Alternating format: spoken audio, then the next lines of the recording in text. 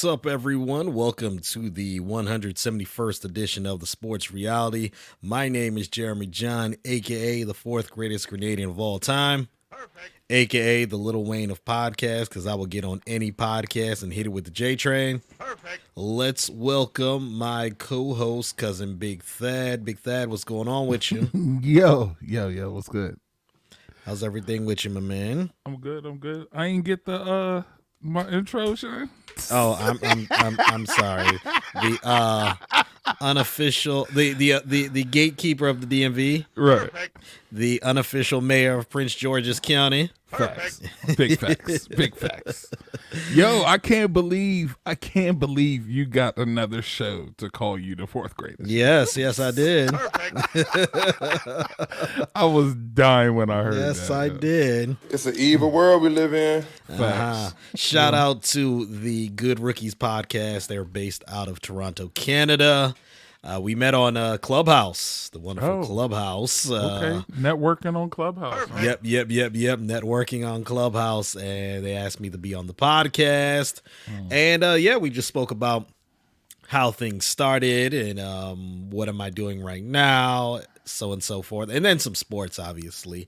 That was episode 51. They do 52, excuse me. They already have episode 53, so make sure you check them out on YouTube, the Good Rookies podcast. Also, I believe they're on Apple Podcasts and other major podcasting platforms. So make sure you check them out. BigThad, man, how's everything with you? Everything's good, bro. Everything's good. You know what I'm saying? The day job is lit. You know what I'm saying? I was just about to ask you about that. With everything going on. Everything's good, man. You know what I'm saying? Just we busy. You know what I'm saying? We busy. You know what I'm saying? I've been in so many meetings, bro. It's not even funny, man. It's crazy. I feel like I'm leaning a little, like I'm leaning in a certain direction when it comes to the video. So It's the chair, son. It's the chair. It could be the chair, too. The chair got you leaning. Someone messed up my chair. Someone changed the setting on my chair, and it just threw me off. So, Like, who is messing with your chair, bro? I don't know. Someone was sitting in it. I don't know. Anyways, man. Man, we got a lot to get into for this week's episode. We're going to talk about the PreFontaine Classic, which was dubbed the race of the century. Who did that? Man. That's what it was dubbed. You know what? It had to be NBC because I don't think anybody else was thinking it was the race of the century. No, it really wasn't NBC. It was just, the fans. The fans really were like, nah, we about to see, the three best Jamaican women. And then also Sha'Carri Richardson. We'll get into that. We're also going to get into the NBA, talk about LeBron James no longer being the best player in the NBA? Question mark. Get to that. Also in the NFL, COVID is making its move in the NFL. Several players are in COVID protocol from various teams, but we're also going to get into some quarterback controversies. Also a little bit of hard knocks. Going to talk about my favorite soccer team. Perfect. Some big news with that. Some college sports news. And we will also have our sports free zone where we'll talk about what's happening in Afghanistan. Also, the milk crate challenge. Perfect. Bruh. It's been entertaining for me.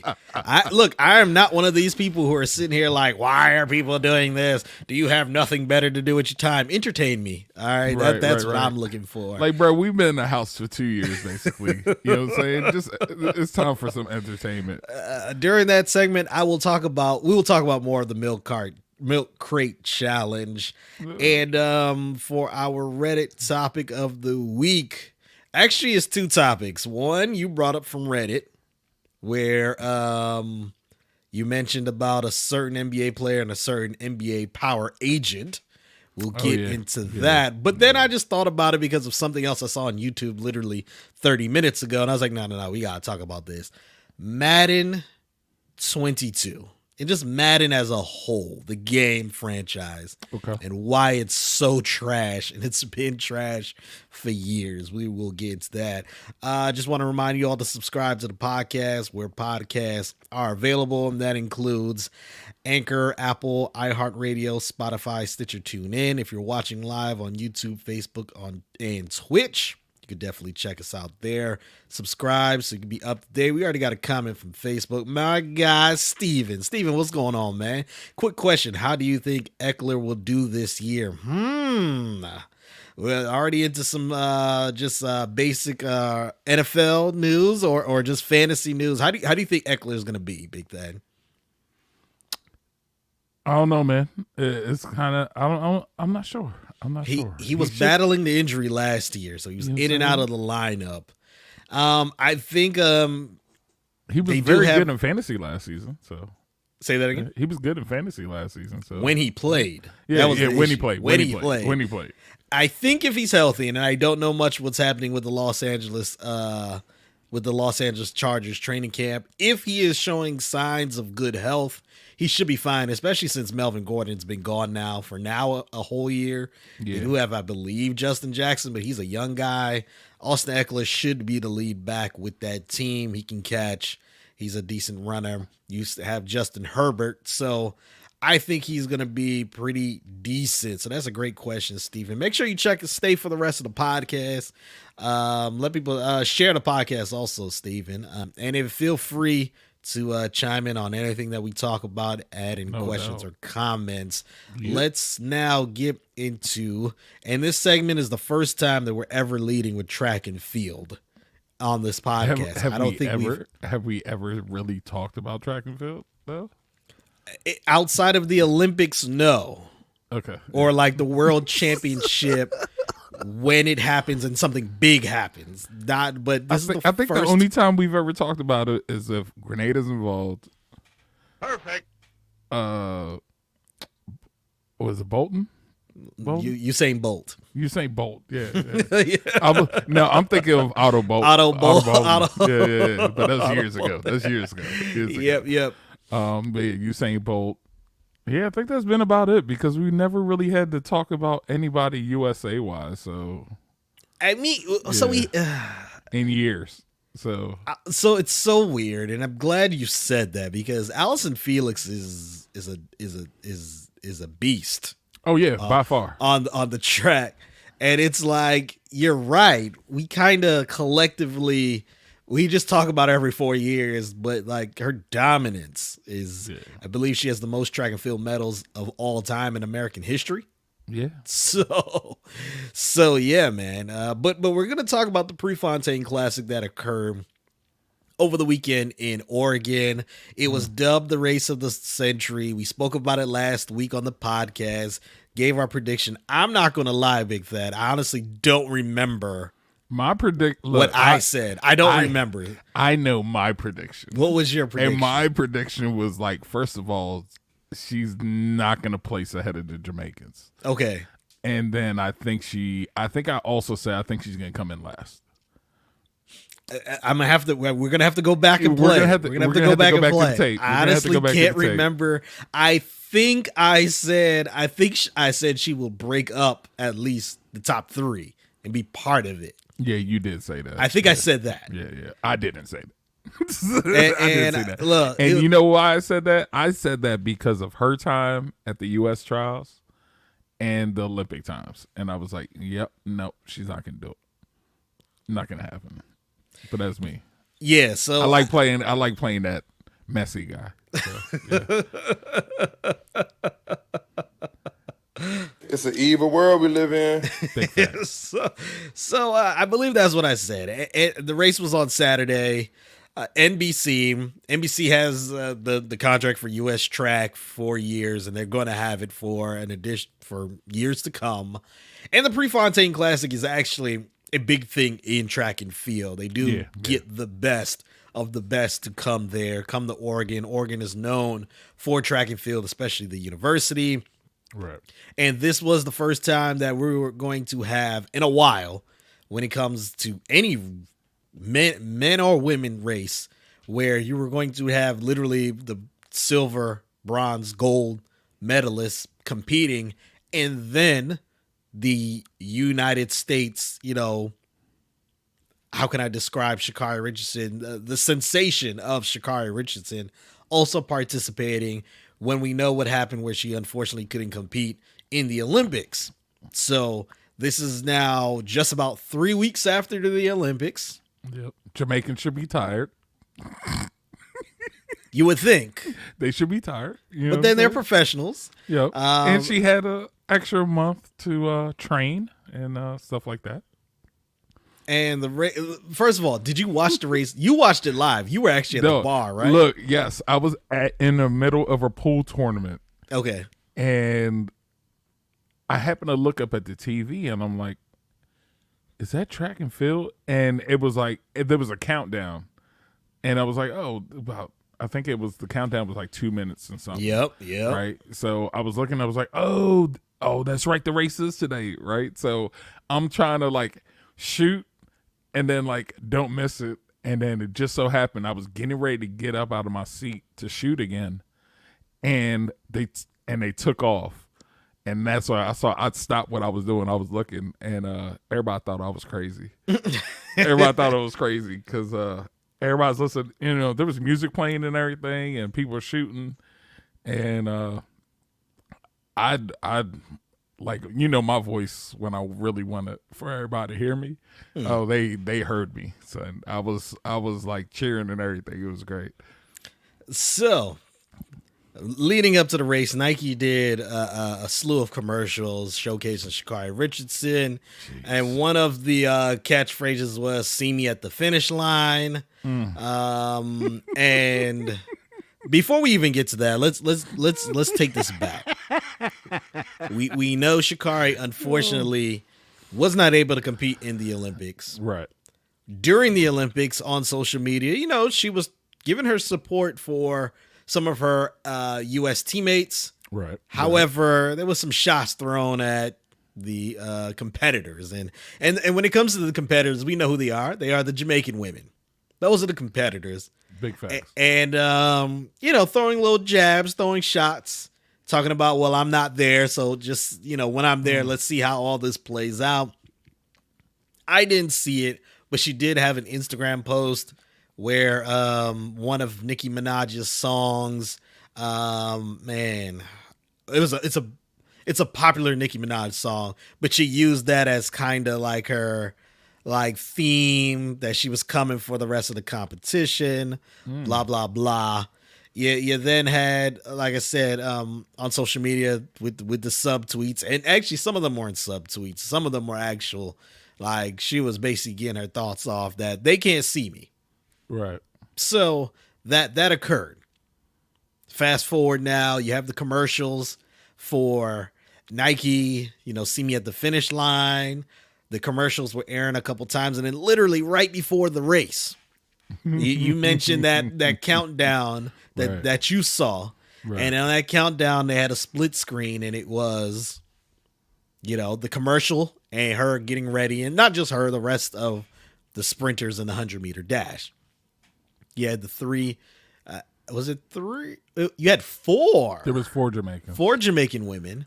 There were three Americans, and including others. Sha'Carri. And there was a few there was others. Ivory Coast, someone from the Ivory Coast, and can't remember the other country that was represented. Who all was in the Olympics, by the way?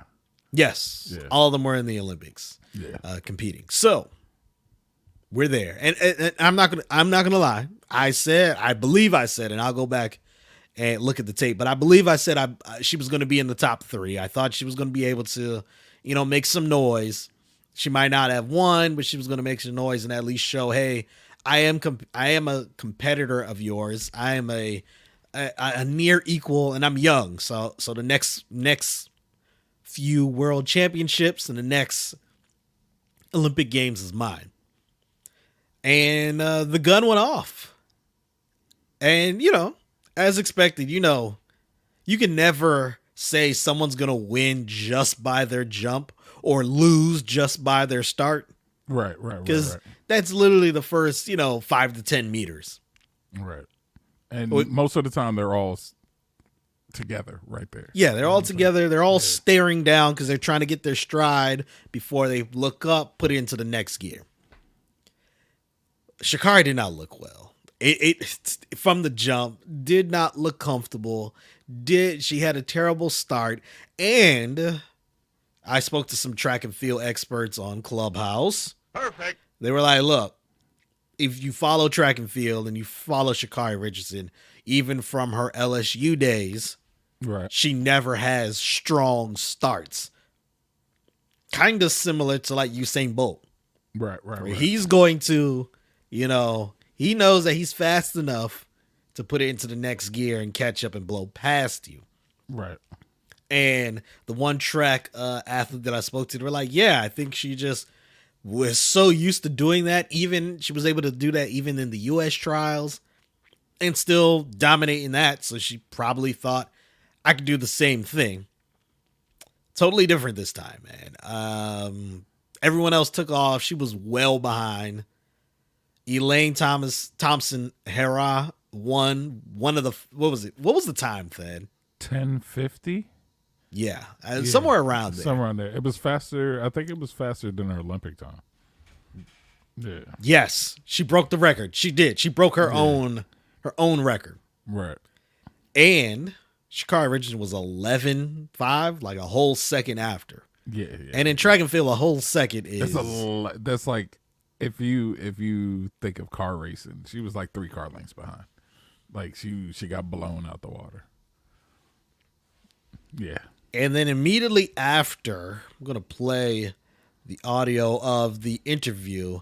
And I've been scouring the internet to find the answer for this.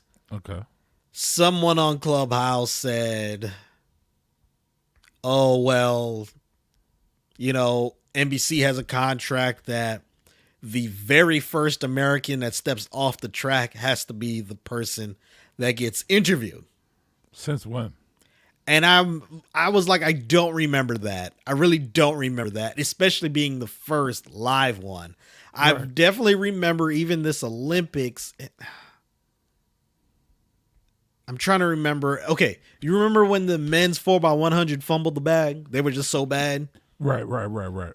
Obviously, I believe they were the only American team, so they were going to be the ones interviewed after. And it was a heat. It wasn't a final. Right. So obviously I understand that, but I really can't remember if that's true for everything. I really can't remember. So I'm not going to act like I've never seen someone be interviewed before the person who won. Perfect. I haven't either, but I'm Never. not going to sit here and say it doesn't happen. Right. I've just never seen it. Then let it go, mind you, the person in last place Perfect. get interviewed before the first place. Yeah. Never seen that ever. So, and look, for those that might not have seen it, or those who have seen it, I think Sha'Carri was embarrassed for coming in 9th, and she literally crossed that finish line, was walking straight out.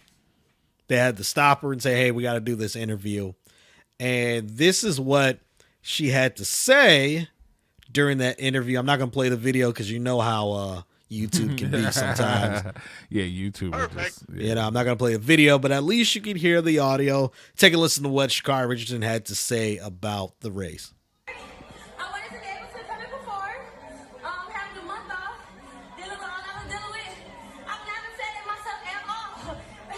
This is one race. I'm not done. You know what I'm capable of. Tell me out if you want to. Talk all the shit you want. Because I'm here to stay. I'm not done. I'm the 6th fastest woman in this game ever. And can't nobody ever take that from me. Congratulations to the winners. Congratulations to the people that won. But they're not done seeing me yet. Period. All right. Thank you, Scary. So BigThad, after hearing that, So was that on live television? that was on live television. It was. Oh, so shit was allowed? Well, They didn't bleep that out? and see, look. And Daniel Roman, I see the question that you have. We will definitely get into that a little bit later. Can we talk about Dell and Sonya Curry's divorce? Oh, You big just facts. We reminded talking about me. that. Don't worry. We talking about that. We'll talk about that Yeah, later yeah, in yeah. probably like 10 to 15 minutes. So, Yeah. make sure you stay tuned for that. And thank you for checking it out, Daniel. Subscribe to the podcast. So, look, I thought these networks changed it where they all have a 7-second delay. I guess They don't. Nah, I guess there was no delay there, bruh. I personally, Or unless shit is not considered a, because they change words every once in a while now. You know what I'm saying? Like you could say ass and stuff like that. yeah, And you're good. Yeah. Before you couldn't. You know what I'm saying?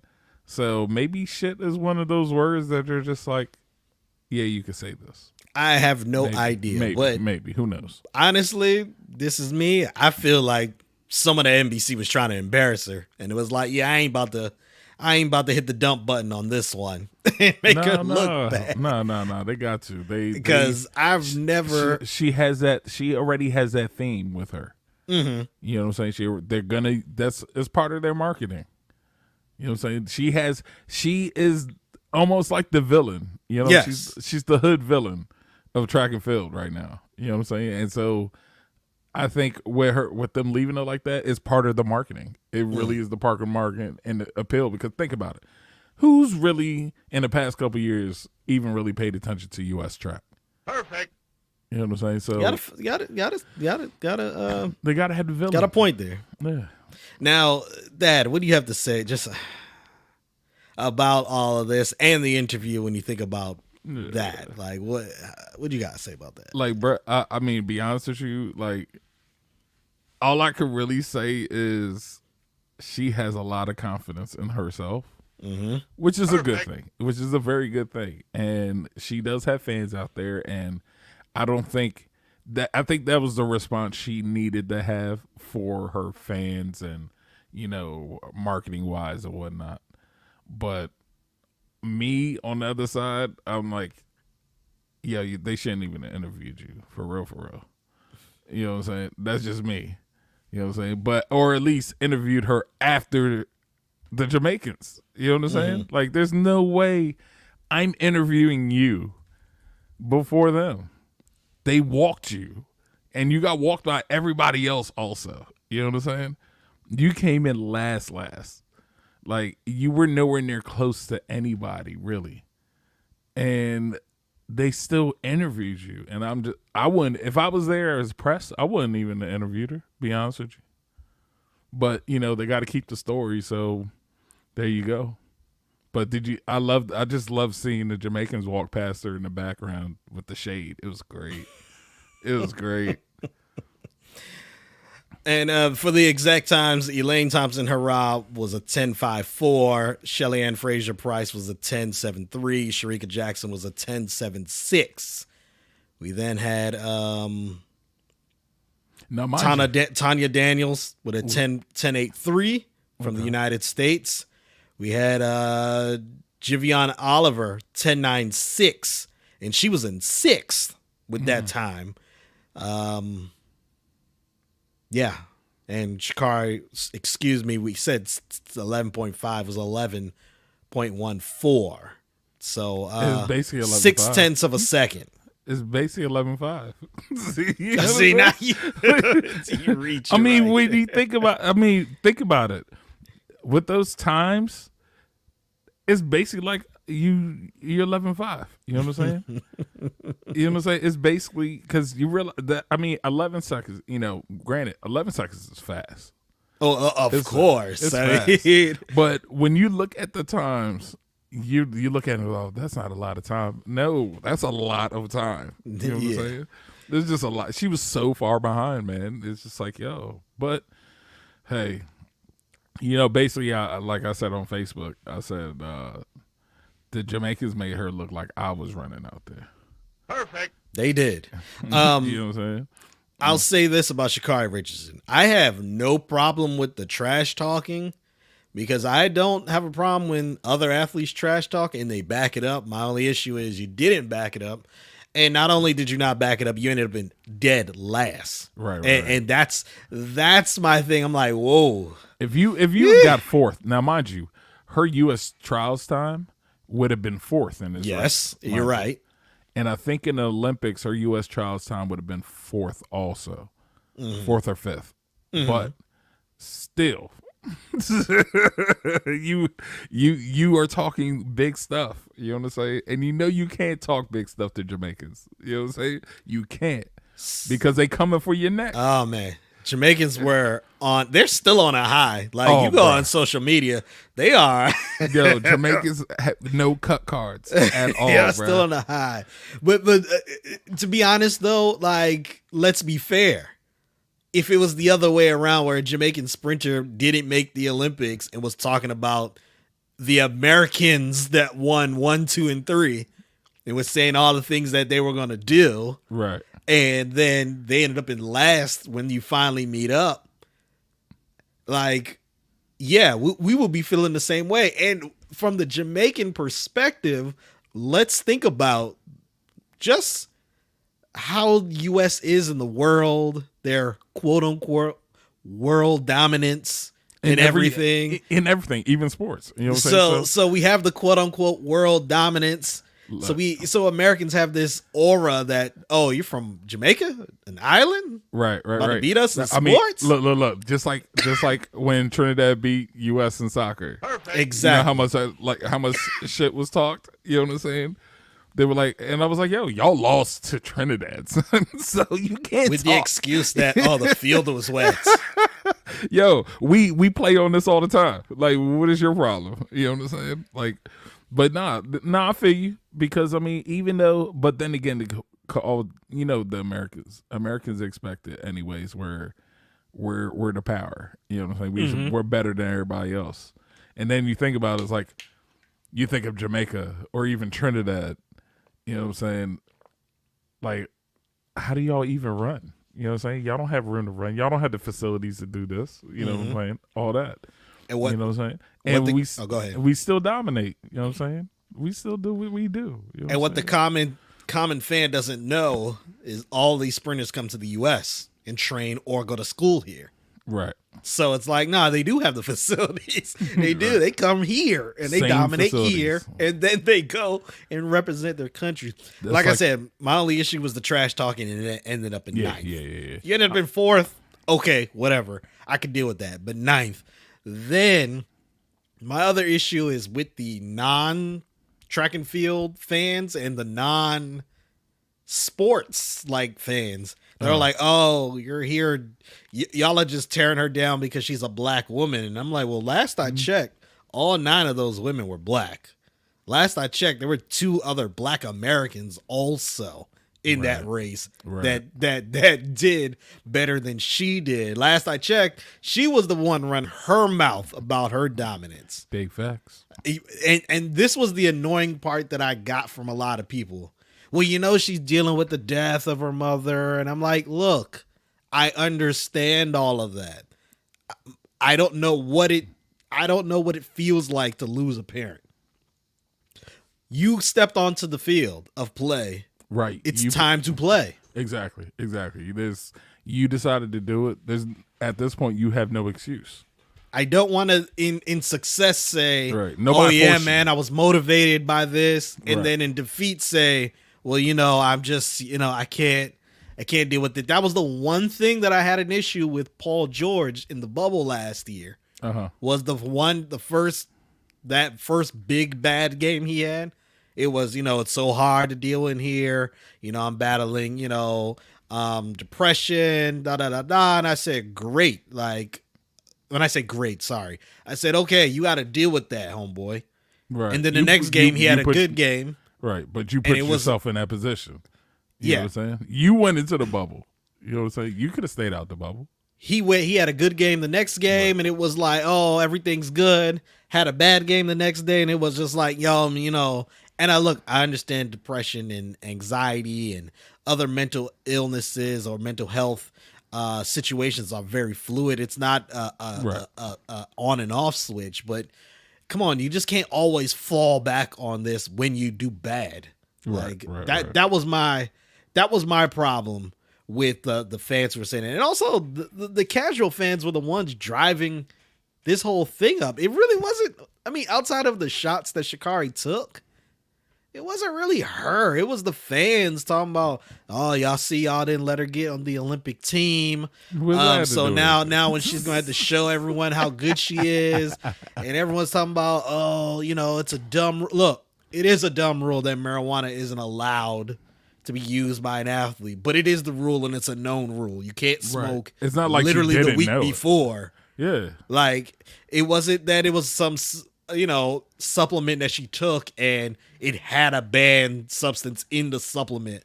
Like no, like these were mistakes that you made and their consequences. And I still hear people that are like, yeah, man. And let's be real. The rest of the world is not as open to marijuana as the United States is. No, not even Jamaica. Exactly. And everybody, when you think of Jamaica, you think of weed. Well, I know what you we mean. don't, but you know what I'm saying. That's their do. first thought is weed. They do. Yeah. But no, Jamaica is not. Marijuana is not looked great upon in Jamaica by any means, and in a lot of other places in the country. So the rules are the rules. And then Allison Felix, she was on Jimmy Kimmel this week and mentioned that, hey, we got to give her support. She definitely didn't do well, but we're here for her, and she should be able to bounce back. Sha'Carri Richardson then goes on Instagram, was like pretty much like, oh, this fake support for me, I don't accept it. And I'm like, oh man, so she needs a public relations team. Yeah, that's what I'm saying. Like everything, she needs one. Everything around her so far that has happened, like with everything, it looks like there's just bad people around her. Yo, that's just me. You know what I'm saying? Like you are NCAA champion, you're going into the profession of track and field. Mm-hmm. Like it just really seems to me that she don't have the right people around her by any means. You know what I'm saying? Because the right people around her, she would have never smoked weed, regardless of somebody dying, or I don't even know if that was the case of her using marijuana was because of the death. But still, who do you have around you that is letting you go smoke weed when you all know that it's illegal? You know what I'm saying? So I think that's all it is. It's just the people around her, not having the right people around her. Like that comment should have never happened. Never happened. Should have just literally been like, thank you for the support, or just not saying anything at all. You know what I'm saying? Like, thank you for the support and be done with it. But this whole the fake support, what? Like who? Why? It's Allison Felix, yo. Mm-hmm. Like why? Like you would think more like, hey, maybe there's some stuff I need to work on. Maybe I should go talk to Allison Felix. Maybe. You know what I'm saying? But nah. If there was any chance of Allison Felix helping her out, I think it's done now. I don't think it's done, but there's going to have to be some groveling for sure. Like, oh yeah, you're just not going to show up when you feel like it. We going to have some real discussions, when it comes to that. Look, as much criticism that we just displayed towards Sha'Carri Richardson, I do believe she'll be able to bounce back. Nope. I do believe even as soon as the next world championship. Nope. Not going to happen. You don't think so? Nope. Why not? Nope. I think she's going to fall last in the world championships also. World championships not that far away. When is it? That's a good question. I don't think it's that far away. It's on, look, we're in August now, right? Going into September. Like I think it's next year. Yeah, like, it ain't that far away. Like in the spring? You act like we are next year is like 6 months from now. It's only 2-3 months away, bro. I mean, we're in August, September, October, November, December, January, February, March. Summer April. started 2 weeks ago. Summer started 2 weeks ago for me. You know what I'm saying? Let's look up 2022 World Championship. May was 3 weeks ago. You know what I'm saying? That's how quick this summer has gone with COVID. You know what I'm saying? It's gone. It's next July. It is 11 months from now. Yeah, it's gonna be quick, bro. It's gonna be quick, but she should be good by then. She's gonna be last. And it's in where is it? Oh, it's gonna be Eugene, Oregon. Oh, so back there. Oh, is this gonna be here? Oh, when I say here in the United States, she'll be good. Nah, she'll be last again. Oh, yes. Done. I'm calling it. I'm calling it. I'm calling it. What is this? August 26, 2021? Episode 171. Right. I'm calling it. She's gonna be last again. She better get to work. You had a whole month to do, and you came up with this result. Now you have 11 months? Nah, bro. I don't see it. I don't see it by any means. I think she's gonna be just fine, and she'll be competitive in the World Championship. You got too much faith in her. Look, man, I have hope in her. You got too much faith in her. I have hope in her. Who would have thought we'd have been talking about track and field for so long? Let's now It's because of Sha'Carri. I didn't want to talk about her. Let's now get to the NBA. Just because we got a question asked from a former classmate of mine in college, Daniel Roman. Thanks for tuning in. He said, can we talk about Dell and Sonya Curry's divorce? Yes, they are going through a divorce. TMZ, before TMZ even obtained the documents, it was, put out on social media that they were going through a divorce, and people were just kind of like, yo, at y'all age, I went so far, so long. Like, what's happening? Like, y'all should just go and fix it real quick because it's a little too late for y'all in life. Look, that's what they were saying. Yeah. And look, even me, I kind of am like, yo, you've gotten that far. Like, you can't work on things. Like, what? Right. You can't just be like, you can't compromise and say, hey, all right, I know you've been doing this and I don't like it.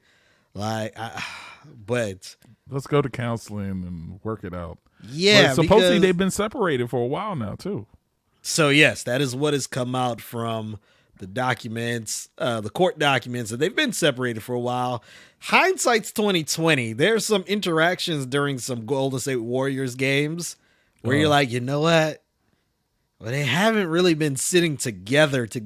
Like, they'll be a couple seats apart from each other. Yeah. Or remember that one game during the finals where they were they were playing the Cavaliers, I believe. And Steph was being Steph. Right. And there was a time where she was celebrating. She ended up, when I say she, Sonya Curry ended up jumping and cheering with a younger man. Do you remember that? Yeah. And Dell is in the back. And I'm kind of like, that's probably just a family member. A friend, a family member. That's what I'm thinking. It's a family member that's, she was just, so excited. The first person there, that's what happened. Right. Hindsight's 2020. I'm like, yo, they were probably going through stuff back even then. Since then. I got to give credit to this dude on Twitter. He goes by Solomon Missouri on Twitter, at Solomon Missouri, because he did a whole thread about this. He said, let me tell y'all something. He said, you don't want to be out here, talking about the dating world. He then said, you think you want to be out here because you're not out here. He said, when you get out here, you ain't going to want to be out here no more. Last time you was out here was different. Mind you, they got married in 1988, but they've been together longer. They met in college. Right. He said, you think it's something better. I come to let you know the best you're going to get is what you already got. He said, I don't know why you don't want to do the work. You're going to come out here and ain't going to like it. He said, all they do is start podcasts and talk about plate fixing, talking about current prospects. Ooh. He said, 14 minutes being out here, you're going to start saying these females. Oh, he said, man. If you can make it work, do so. He said, you don't want to be out here learning TikTok dances and falling off milk crates. We'll talk about the milk crate challenge later. He said, love the wife of your youth. Yeah, he said, Bud, they want rounds now. You better pray about coming out here. He said, man, you think it's a game till you in the middle of a 60,000 people in a panty and she pointing her finger at you all hard rapping Flo Milli lyrics. I don't even know who Flo Milli is. I don't even know what panty is. Oh, pandemic. That's what he said. You're gonna be in the middle of 60,000 in the pandemic. So at a concert, that's what it is. A panty. A panty. Okay, Yes, pandemic. Okay. He said, "Do you like turmeric, charcoal ice cream?" He said, "That's the new thing with the young folks." He said, "You better learn to like it." He said, "You don't know nothing about Sneaky Link. Now you knocking on the door of a 22-year-old with 3 other roommates because she got a side piece. Oh. You're going to be wearing a hottie shirt by Thanksgiving. You better ask your wife to forgive you." Said, "You better go listen to Lemonade and pray about it." Oh, man. He said, "You don't have the cholesterol to be out here. Oh, jeez. They not eating butter pecan no more. Bluebell ain't out here." He said, "You going to be chasing Cialis with Red Bull. Oh, jeez. Do you know what a group chat is? You better learn because you finna be the subject. Do you know how to make a mimosa?" He said, "Tulum? Question mark? Tulum. Tulum. Sorry, Tulum. Question mark?" Yeah. It said, "These people are 60% crab leg / 30% iced coffee / 10% vape pen. Beloved, whatever went wrong, go back and make it right." Whew, man. He said, "They pegging out here." "I'm not trying to scare you. I'm trying to prepare you. These people are children of Rihanna born in the fire of chaos. Oh, wow. You be ready to leave your wife of 30 years till you wake up and your body is surrounded by rose quartz and moon water." He said, "My message is simple, Dell Curry. Go home and be a family man." Oh, man. And he had the Street Fighter scene where it says, "Go home and be a family man." That is Solomon, Missouri on Twitter. Yo. Seems like a very interesting person. So, Yo, that's dope. Like, he went through all that's crazy. Had But that- you know, supposedly she filed first. and that's what we're about to get to, the court documents. Go ahead, BigThad. You know what I'm saying? Supposedly she filed first. You know what I'm saying? They've been separated for a while now, whatever. She's saying that she's not living with the man who is a former Patriots player from like the 80s. Which That puts social media in a storm because the 80s. the report just says former Patriots former player. Patriot, and Tight everyone end. just assumes Former Aaron Patriots tight Hernandez. end. Yeah. Aaron Hernandez. How Aaron Hernandez ended up being that one that you thought about? I don't know, man. Unless these kids are just like so out of touch that they don't realize that Aaron Hernandez killed himself in jail. Yeah. A couple years ago. But yeah, I was dying laughing. I'm like, what? But who's this former NFL player? And then they were like, he loves fishing, and was it like fishing and hunting and gaming or something like that? I was like, I don't need to know all this stuff about this dude that we don't know. Dell Curry alleges in the court documents that Sonya Curry was cheating on him all through the marriage, and with the former player. They said his name. It was a very basic name, like Scott Johnson or something like that. I think he played like 3 years in the league. Yeah, 1 year with the Patriots. It's funny, he played multiple years in the league, but they said Patriot tight end as if that was the only team he played for. Got to. I think that might have been. I think he played. That was the most known team he. Yeah, most known team, or like the most games he played. Yeah, and the thing about it is the Patriots were terrible back then too. Yeah. You know. So, but the player, the man, her current love interest, right? He went to Virginia Tech at the same time they did. So people were kind of like, oh, and that's what things. That's what Dell Curry alleges in the court documents that. This has been going on since college, bruh.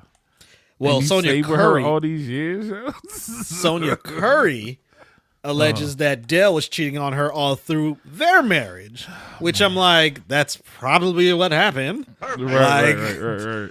And she has a right to do what she was doing if she was getting cheated on too. Like, y'all both wrong. So, y'all better find your happiness. But at the end of the day, Dell ain't going to be the one winning. And the funny thing is, depending. See, that's why they, you know, how Dell put it in there about that she's been living with this dude. And then she decided to put out there herself that she hasn't been living with this dude. Because in certain states, alimony stops when you leave the home. Once you when you have a domestic partner. Yes. You know what I'm saying? And you've in residence with that person. So that could be what's going on, because it's not like he got to pay child support. Yeah. All the kids grown. Yeah, they grown. They got money. Yeah, they got lives. You know what I'm saying? Even their daughter, she got lives. She got money. You know what I'm saying? So, yeah, man, it's a funny situation. Well, not really funny, but yeah, it's a funny situation. You messy, bro. So it's an evil world we live in. So messy. Let's actually, because you know what you think about when you think of the Curry show, they're like that American family that everybody wants, that Black American family that everybody wants to be. That's the thing. And then this falls through. It's like, oh, there we go. That's the unfortunate thing. It's like, oh man. Like, but then everybody's gonna blame us because they're light skinned. So yeah, that's what people are gonna do. You know, the light skinned folks. Yeah. Let's actually get into some basketball. LeBron James is, according to a report by Tim Bontemps of the Washington Post, he did a poll of NBA GMs. He never said how many GMs he did. That was the one thing I noticed with the article. He never said how many. And he said that none of the NBA GMs voted for LeBron James as the best NBA player, current NBA player.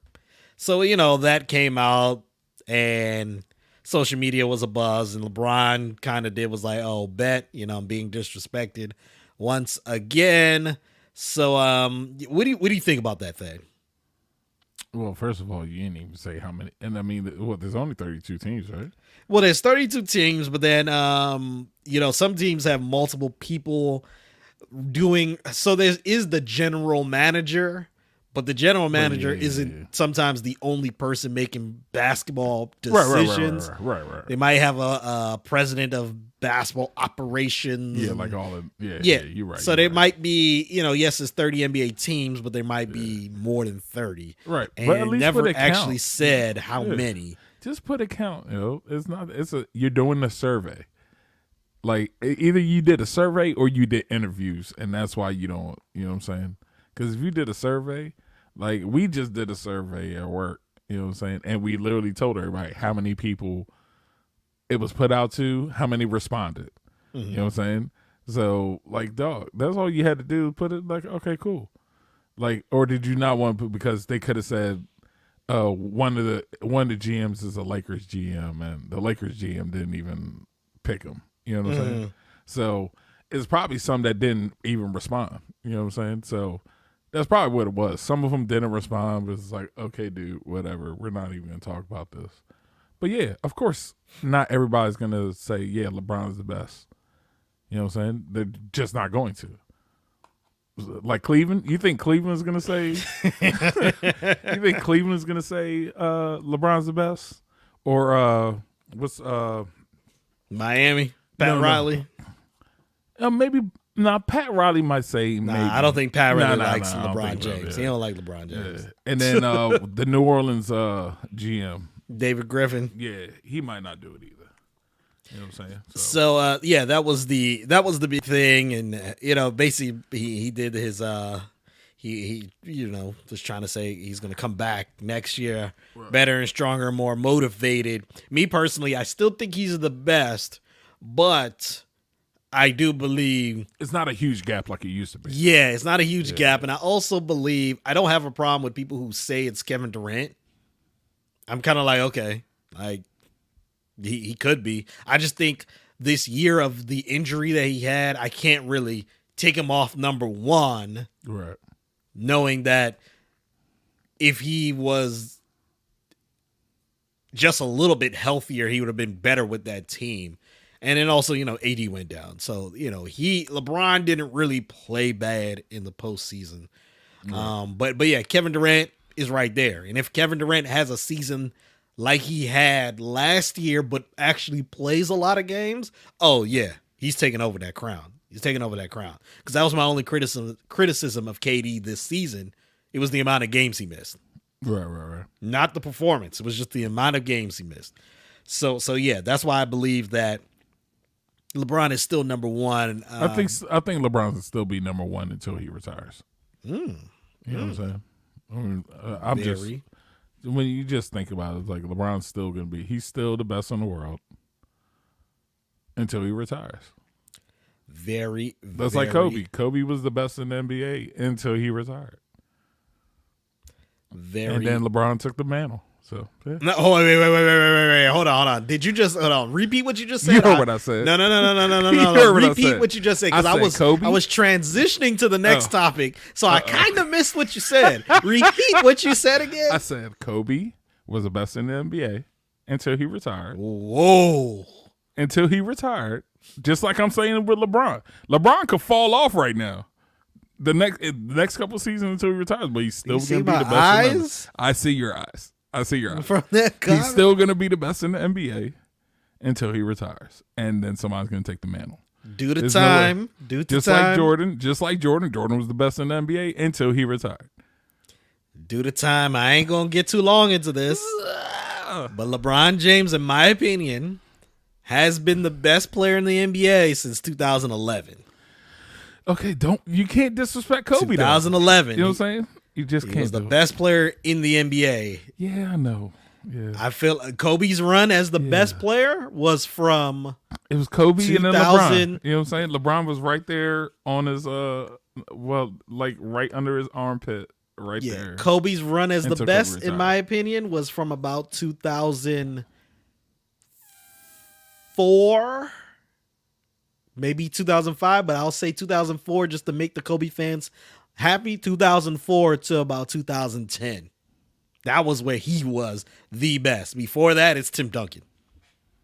Wow. Tim Duncan and Shaq are going at it. So out of 20 years, only 6 of them, he was basically good. That's what you're saying. Yeah. Yeah. Kobe was only good 6 years out of 20. Look, I break people's hearts when I say this all the time. And by the way, it would have been his birthday this week 2 days ago. So, it's still his birthday a couple days ago. You know what I mean. Come on, man. You know what I mean. You being messy. And that's the thing, man. So his birthday, yeah, August 23rd. Then you have Kobe Bryant Day, 8/24. Right. Today is the 25th, right? 26. So 2 days 26. And, a lot of people are going to hate this, but I've always said this. Kobe's not the best Laker. He's not, in my opinion. No, I give you that. A lot of people will say we're idiots for saying I that. definitely give you that, for sure. But anyways, we could talk about this another time. Let's now get into the NFL. BigThad, some players in COVID protocol. Hilarious. We have not COVID, y'all. COVID's not hilarious. Just what he's about to tell you is hilarious. Cam Newton. I personally believe Cam Newton was messed around by someone within the Patriots organization. So for those that don't know, after the game last Thursday, Cam Newton requested time to leave the team, go handle some issues. Actually, not handle, just leave the team. They had some off time. And he told them where he was going, outside of the state of Massachusetts. Right. They told him, according to reports, he asked, what do I have to do so I can make sure I don't have any COVID violations? And they told him what he had to do. He did that, came back with a negative COVID test results. The NFL comes out and says, that was not enough because wherever you went, that test isn't as reliable as with the PCR test. Also, because you're unvaccinated, you actually need to be one of the players that get tested every day. Jeez. So because he actually was gone for a few days, he couldn't test every day by the NFL. So they put him in that 5-day like COVID protocol period. He couldn't be with the team. He actually returned today and he practiced with the team. He did get first team reps. And according to Mike Reese of ESPN, he looked pretty damn good. But and that was the cause for concern that people thought like, oh, is Mac Jones going to take his job now because he got first team reps the last 2 days? You know, is he going to take his job? And he said, nah, Cam came in and balled out. But I do believe someone in the organization gave him wrong information because the team told him he could go. Even Belichick even said that there was some miscommunication or whatever. That even in Belichick's mind, he didn't break protocol by any means. Mm-hmm. Yeah. So then we have Cole Beasley. This is the funny one I want to talk about. Cole Beasley and a group of wide receivers. One of the other wide receivers, I can't remember his name. They were in close contact with a trainer who tested positive for COVID-19. Now, the trainer is vaccinated. Cole Beasley and the other wide receiver are not vaccinated. So they were put in that same 5-day protocol where they have to just monitor their symptoms and keep testing and see if they get it. However, Isaiah McKenzie. Yes, Isaiah McKenzie. Thank you. However, today, Isaiah McKenzie and Cole Beasley were fined by the league close to $15,000 because league officials spotted them in team facility without wearing their mask. And as unvaccinated players, they have to wear their mask at all times indoors. So they were fined. Cole Beasley and McKenzie were upset about it. And the moral of the story is for this one, for me, is look, I've mentioned this on this podcast that I'm vaccinated, and I have no problem mentioning that to the public. We are getting to the point where certain jobs are going to be mandating this because they're a private entity. Yeah. They're not a public entity. They're a private entity. So they can say yay or nay to certain things. Right. And the NFL is one of them. And they can say, look, man, we're around at any given point. There are close to 200 people on the sideline that we're going to be in close contact with during a game. We got to really protect ourselves. Get vaccinated. But if you don't, these are the rules. And these guys, and you agree to the rules, mind you. Yes. These guys have broken the rules. They gotta deal with the consequences. Cole Beasley has been very active on Twitter since the pandemic started and was initially saying it was a hoax. Then, oh, it's not that bad. Then, I'm tired of the mask and the mask mandates. He's been talking all of this. And yeah, it's just very, ironic that this this happened to him. Now, he was saying, look, he wants to go back to the old protocol where all of the football players get tested every day to basically, fix the situation and not have it where unvaccinated players can be tested every few days. And I'm like, well, that's part of the marvels of modern medicine. Like, in theory, if most of the people around you are vaccinated, yes, someone may get it, but the transmission rate was not as high as if someone unvaccinated gets it and transmit it. That's been proven through various documents and data by the World Health Organization, the CDC, the FDA, and not just with COVID, with other stuff also. Yes. Not just a COVID thing. Not just COVID. We're not talking about just COVID here. We're talking about in general. Yeah. So they got to deal with the consequences. And I kind of don't feel bad for him. I kind of laughed. Why should you? Because I'm just like, yo, man, you are in and out. Look. You're doing it to yourself. That's how I see it. you're gonna keep losing money. At some point, you're gonna keep losing money, and then you're gonna be like, okay, I'm gonna go do this because I keep losing money. You know what I'm saying?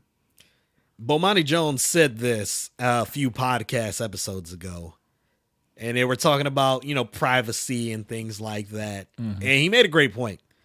He said, every day we give up just a little bit for convenience.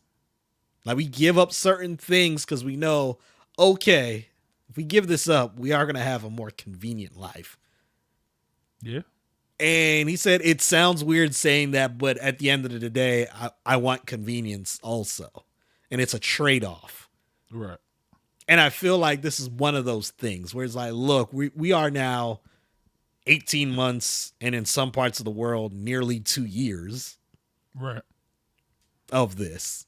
And look, if we're trying to get back, there's just going to be certain concessions that you're going to have to make. Right. COVID-19 cases are surging all over the United States with the Delta variant. Now the little kids are getting it. Children are getting it. That's where you're getting the breakout. What do you call it? The breakthrough. Excuse me. Yeah, the breakthroughs. And basically the anti-maskers and anti-vaxxers, they're using that as the reasoning not to take the vaccine. I'm like, you idiot. If most of the population did it earlier, we won't have something called the Delta variant. And now, because the virus is morphing again, there's another variant that's possible. That's I believe in other parts of the world. So the longer this stays, it's going to mutate. So you just wanted to mutate over and over and over and just keep it going. Keep it going. You know what I'm saying? Look, I think I mentioned, was it last week or week before when I mentioned the Venn diagram? Yeah, man, it's a complete overlap. The people who are against all of this, they are the ones who didn't really change anything when the pandemic was at its height. They were doing their own thing. So to them, it's like, oh, wearing a mask, not a big deal. I'm tired of going places and have to say, oh, I have to put on a mask, or I have to put on gloves. Or when I get to my car, I have to make sure I use hand sanitizer before I step in the car. And as soon as I get home, I got to take my clothes off and wash it and stuff like that. I'm tired of that. I'm tired of places where they're like, look, we can't take you now because we got to limit the amount of people here. Or the job opportunities where they're like, you know what, we can't really hire you because you're not vaccinated. Or that, well, I am, but I understand what you're saying. If I wasn't, right, can't hire you because of this, for the health and safety of everyone else, And let's be real, we gotta think about the kids, man. Kids are getting sick now. A lot, not that they weren't, but they're getting sick at higher rates now. So Yep. Other NFL news before we get out of here. Jameis Winston versus Taysom Hill controversy in New Orleans. Are we having that, BigThad? Is that really a comment? I don't think it is, because Jameis Winston's been balling. Right. At least, look, so they played 2 games.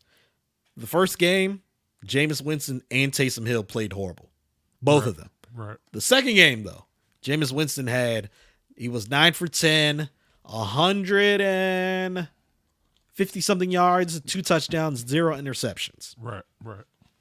Taysom Hill had to throw double the amount of passes just to get anywhere close to that yardage. And he had 1 touchdown, I believe, and 1 interception. He's a mobile guy, but still couldn't seem to get out of pressure in the pocket. So Jameis is just a better quarterback. Taysom Hill's a gadget guy. Right.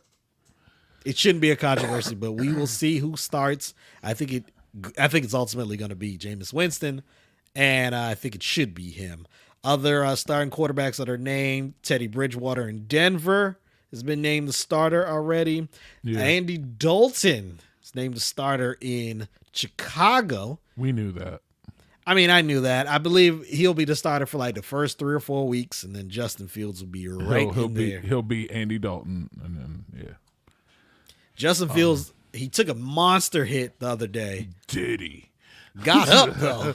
I got up, finished the series. They did check him out. He didn't have a concussion. He did not have a concussion. He did kind of drop down too when he saw him coming though. But yeah, I mean, still helmet to monster helmet, hit. yeah. A lot of people were happy he took that monster hit because the week before he said the game, and I'm paraphrasing, the game isn't as fast because he said the game isn't as fast, and everyone took that. Mm-hmm. But he's saying the game isn't as fast as I thought it would be because I'm actually, studying the playbook and Right. studying film. Doing what he's supposed to be as a starting quarterback. But everyone took that as, he thinks the NFL is slow. So when he got hit, blindside hit, by the way, not a blindside, sorry. It wasn't a blindside, but offside. It was a butt naked hit because whoever was supposed to be protecting him on that side just missed. Well, bruh, I told you about when you saw the video of the hit. It was like, did you see the rest of the offensive line? Like, they all missed assignments, yo. All of them. He just got blasted. Like, jeez. But yeah, he's not going to start week 1, but I think he'll be starting soon. It look, San Francisco, Shanahan says, I have a great idea. Shanahan's so weird, man. He's gonna use 2 quarterbacks, watch. Do you think so? I have a feeling that's what he's talking about. He's like, yeah, I have a great idea for what I'm doing, but I'm not going to let y'all know. Yeah, he did that. He did that with the draft too. Yeah. Maybe I'll take Mac Jones at number 3. Right. Oh man, what's his name got picked starter too? Trevor Lawrence. Trevor Lawrence, yes, named starter. Over Gardner Minshew. Yeah. Supposedly they both were doing pretty good. So that offense is still pretty bad, though. Yeah, they did not. The offense as a whole doesn't look good. And then Travis getting hurt. So yep, he went down with the injury, a Liz Frank injury. He's going to be out for the entire year. Sony Michel was traded from the Patriots to the Rams. That was a little shocker. Rams need running backs. They do. I think it's a good trade though for both teams because the Patriots had kind of Damian Harris. They still have James White. Yeah. You know how the Patriots are. And it's running back by committee. Why, Yeah. Sonny Michel, I believe, can be a number 1. Even though he struggled last year, I believe he could be a number 1. Your Washington football team, BigThad, how did they do against the Bengals? Pretty good. Both quarterbacks, pretty good. I just leave it at that. You know me. I'm not the off season. I'm not like some of our other fans. Perfect. Who like to, we always win the off season. You know what I'm saying? So I like keep judgment until first game of the season, see how we play. You know what I'm saying? But I mean, they did both of them for what they did, pretty good. Who do y'all play for the final preseason, BigThad? I don't know, bro. Is it Baltimore? Yeah, it's the Ravens. It's the Ravens. Oh yeah, I just assumed because they're right Ravens. there. I assume the Dallas Cowboys have quite a few guys in COVID protocol, notably CeeDee Lamb. Play your song. Oh yeah, I forgot. You reminded me. See, got to. Are you a Cowboys fan? Are you a Cowboys fan? Not by any means. Dallas Cowboys. No, you just said there's a bunch of people in COVID protocol. I was like, yeah, play the song. Oh man. CeeDee Lamb being one of the notable guys. Also, Dan Quinn. Like 15 minutes before kickoff from the last preseason game, he had to be removed because of, I believe, close contact. But I don't think he actually had it. They even discussed it on Hard Knocks this past Tuesday. The best part of Hard Knocks this Tuesday was, this is how. I guess I should start watching Hard Knocks. Huh? This is how wealth is something else. Jerry Jones was flying his helicopter from the airport to the stadium because that's how he gets there. Okay. He uses a helicopter, doesn't have to deal with traffic. From the airport to the stadium. And I say the airport, I don't know which airport or which airstrip. I don't know if it's Love. I don't know. I doubt it's DFW because I believe a lot of times they fly into Love. That's where they go in and out. But also, it could have been by the Star in Frisco. Could have been there. I think there's a helipad there. No, there is, because that's where he comes in. So, He got on the helicopter. They're flying over Dallas, No. Going over to Arlington. They are literally like over Dallas. And the helicopter pilot is like, yeah, we got to turn around and get your son. And he's just kind of like, oh, man, like, what a day. This might not be a good sign for the day if we can't even get our shit together with who's supposed to be on the helicopter. So they literally turn back around and go get the son. And I'm just sitting there like, yo, think about it. That's like, how do you forget your son? Like, how do you, like, you leave on the helicopter, like, and you just, we got to turn around and go get him. As if you just drove down the street. You got to turn around and go. Yeah, that's his car right there. You know what I'm saying? I'm surprised he ain't say, nah, just send another helicopter. That would have been a more boss move. Oh yeah, just take the second one. Right, just take the second one. We'll like, just go back and pick him up. You know what I'm saying? Or send another one. Like, yeah. That's crazy. Yep. That'll wrap it up here for our NFL segment. Let's now get into Major League Baseball real quick. Miguel Cabrera joined the 500 home run club. Wow. Over the weekend. I didn't even know he was still playing. That's dope. Yeah, I believe this is going to be the last year. I think he was just trying to get to 500. Get to 500, yeah. He is close to 3,000 hits though. He's really close. Like, you got to stay for that. That. No, he's gonna get it this year also. Okay, yeah. So or does he have more? They did say he is when it comes to the guys who are in the 500 home run hitting club, he is 5th when it comes to batting average though. Oh, okay. Yeah, okay. With like a 300. Something batting average. He's always been pretty good batting average wise over the years. Yeah. He's been up there consistently. So yeah, when it comes to career hits, I'm gonna look it up real quick. I'm on Baseball Reference. Hits. Oh yeah, he's real close. 29.58. So 42 hits. Okay. It's so he has one more month pretty much. 42 he's going to come back next year. I believe he'll come back next year. Yeah. I mean, it could happen. It could if he goes on, like, let's say he has a couple multi-hit games. Yeah. He could probably do it. But, he's going to come back next year. Yeah. It is kind of tough. 30 hit streaks. 30 hit streaks are kind of tough, too. So Yeah. You got to have a couple good multi-hit games. You know what I'm saying? Caleb Smith, I believe, suspended for 10 games for foreign substance. He's the second pitcher to be suspended for that. Like, are they even saying what these foreign substances are? I mean, they're just saying it's a sticky substance. Yeah, it could be like Vaseline Vaseline wouldn't be one, but something else. Was that resin with something else? The resin is the only one that's approved. Look, this is not an original thought. Right, they've been doing it for years. Someone said, why doesn't Major League Baseball actually just make their own substance for them to use and say, hey, you can use this one? Kind of like the baseballs. Major League Baseball makes the baseball. Right. Like, just say, hey, this is the baseball. This is the substance. You can use this. Like, right. But no, they wouldn't do it. Let's now get into our quick hitters. Okay. Did you hear about the ACC-Big 10 Pac-12 alliance, BigThad? Yeah, Pac-12 dropped out. Oh, so they did? Yeah, they backed out. Did that happen today? Yeah, I think they backed out either today or yesterday. Oh, I must have missed that. Like they were still in discussion about it, but Pac-12 ultimately decided to just back out.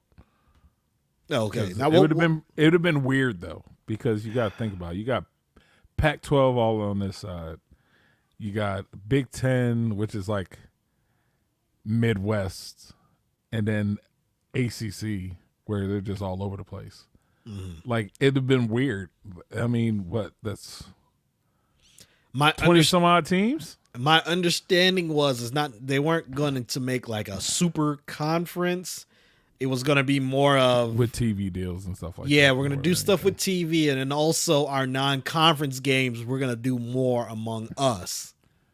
But then there was a lot of stuff with that non-conference where people didn't want to lose their usual non-conference stuff also, which would have happened. Yes. Yeah. So they were saying in all the major sports that, hey, we'll play our conference games, but a lot of our non-conference games will be among the other conferences of the alliance. Now, you did say that Pac-12 dropped out, so we have to see if the ACC and the Big Ten will continue with this. That'd be weird. In basketball, we already have the ACC-Big Ten Challenge, but right.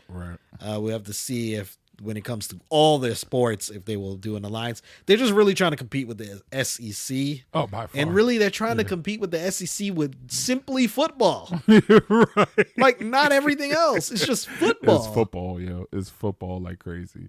Because you got to think about it. Like, ACC is like 50-50 between football and basketball. You know what I'm saying?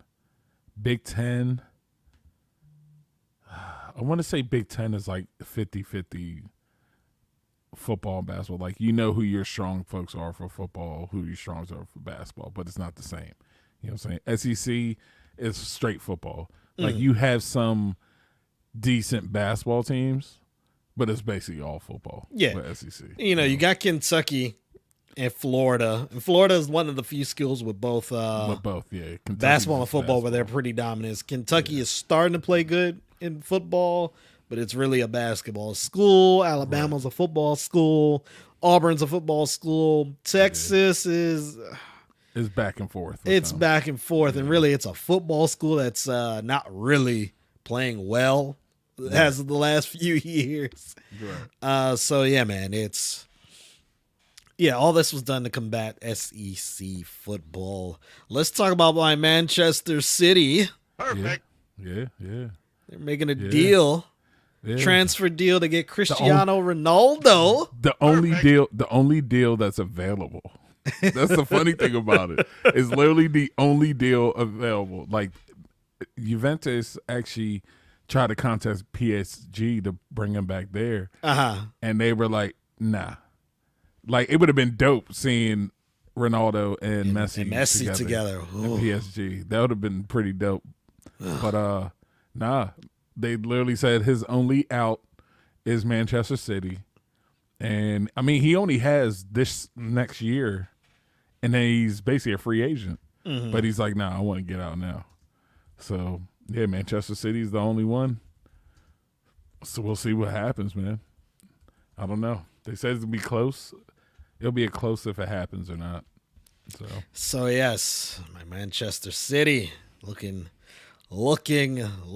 kind of good right now. I saw this right before we came online. You know that Jake Paul's actually fighting like an MMA guy, like an actual MMA fighter, right? like a current MMA fighter. Yeah, current, actual, like active, pretty damn good record. Okay. Is it one of the his name is Nigerians? Tyron Woodley. Okay, so it's not one of the Nigerians. No. Okay.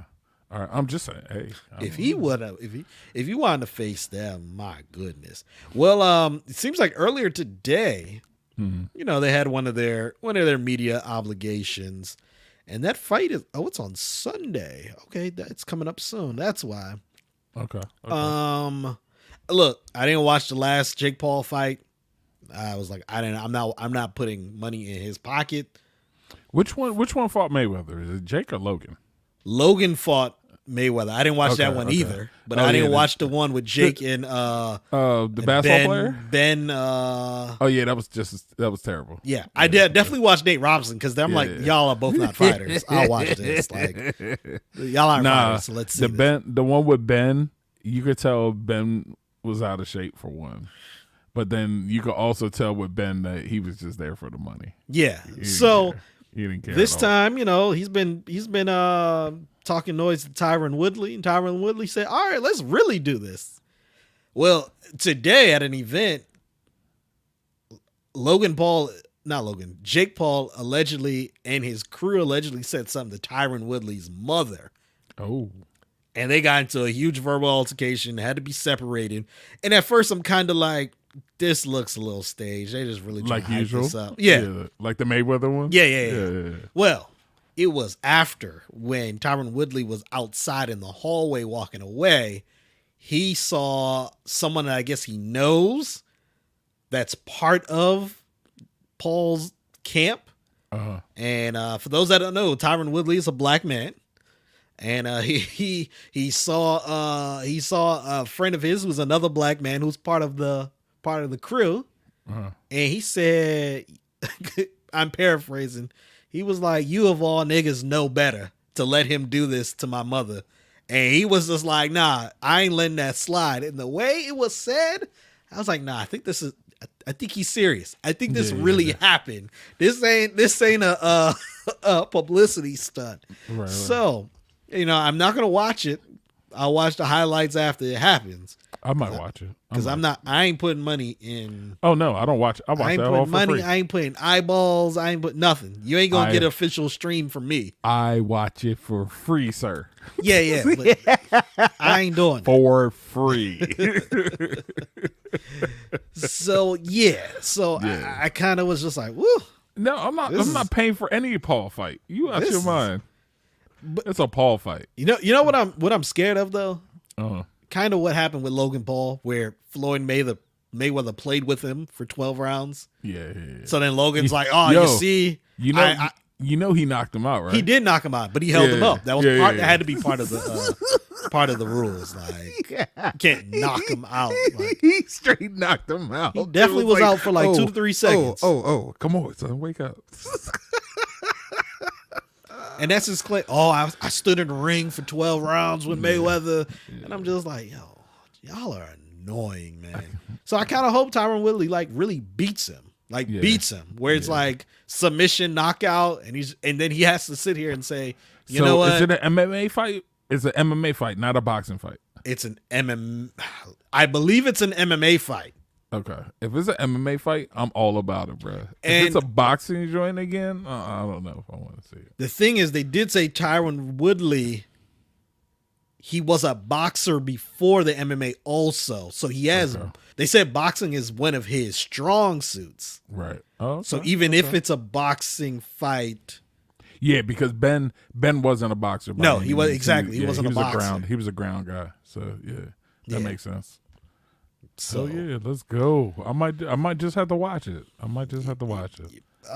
Let's now get to our champ and chump of the week. We celebrate those who do well. Wow, winning. And criticize those who don't. Loser! You're a loser! Are you feeling sorry for yourself? Well, you should be, because you are dirt! It's our champ. Let's go, champ! And chump. Now this guy's a chump. Of the week. Let's now get to our champ and chump of the week. BigThad, who is your champ of the week? Greg Rose, defensive end at the University of Maryland.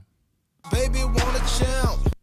You're going to have to educate me on this one. So first of all, he's a DeMatha grad. Of course. So he left DeMatha, graduated, went to play at Robert Morris, had some issues there, went off to JUCO, killed it in JUCO, and came to Maryland as a walk-on, and I believe it was yesterday, or it could have been today. I can't remember. But they had a team meeting and everything, and next you know, Kevin Durant shows up on the projector screen. Perfect.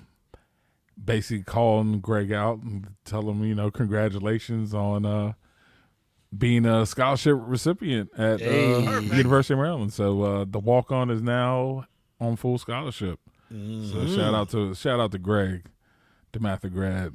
That's what's up. My champ of the week has to go to Elaine Thompson. Hurrah. Perfect. I mean, the news, and everyone's talking about Sha'Carri Richardson. We did 30 minutes on her. Didn't really talk about Elaine Thompson. Hurrah. Got to give her credit for winning that race and breaking her personal record. Big Thad. Who is your chump of the week? Nerlens Noel. Because you're a chump. Yeah. We're gonna get into that We'll a get little into that. later. But he's just he's just my chump, yo. Because at this point, you just mad. You really didn't plan on doing what you doing right now because they decided to come at you about some money you owe them. You know what I'm saying?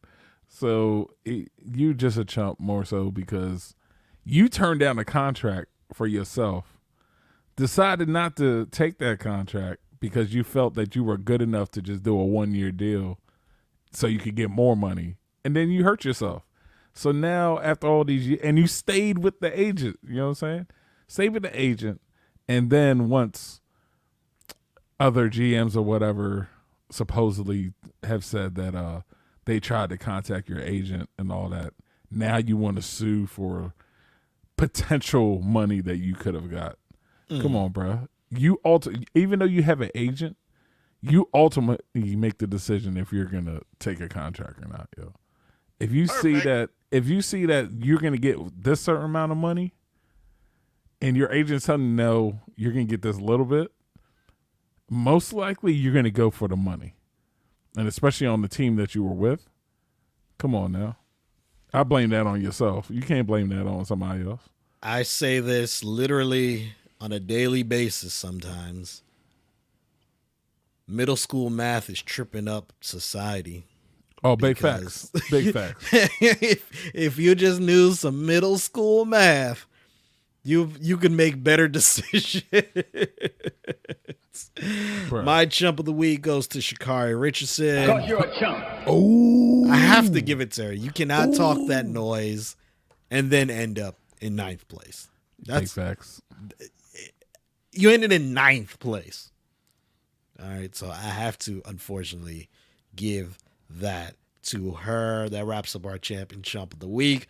Let's now get into our sports free zone. Today in Afghanistan, there was a terrorist attack at the airport. It is believed, or last I checked, haven't been watching world news for the last few hours, but it was believed that ISIS-K, I guess there's a delineation between ISIS and ISIS-K. I don't know, but I've been hearing that name, ISIS-K. They are claiming responsibility. Yep, and an hour ago I got something from CNN. ISIS-K claims responsibility for attack near Kabul airport.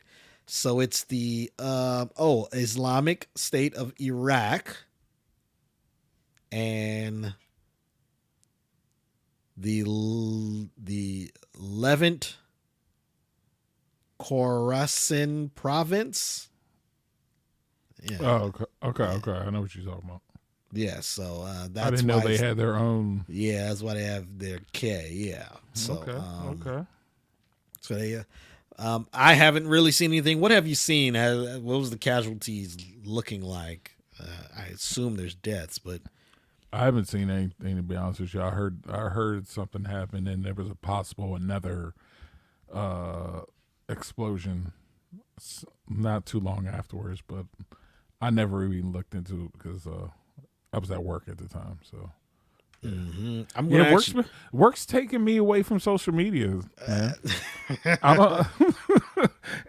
It's weird. Like I've recently I haven't been on Facebook except for like maybe like 10 minutes at a time, and it's like if I don't see something that catches my mind or I don't get a notification about something, I just go back to what I'm doing. So yeah, I guess I gotta start actually looking at the news now.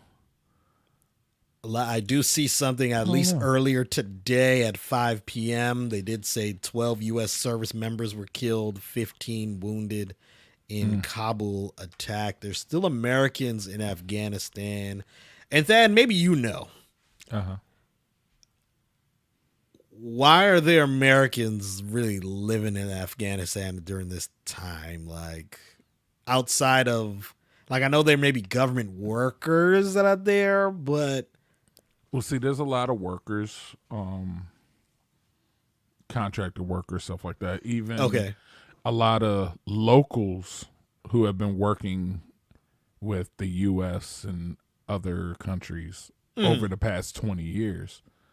And like even I guess what Taliban, ISIS, whatever, they're seeing a lot of these folks as Americans, not even as, oh, you worked with our enemy.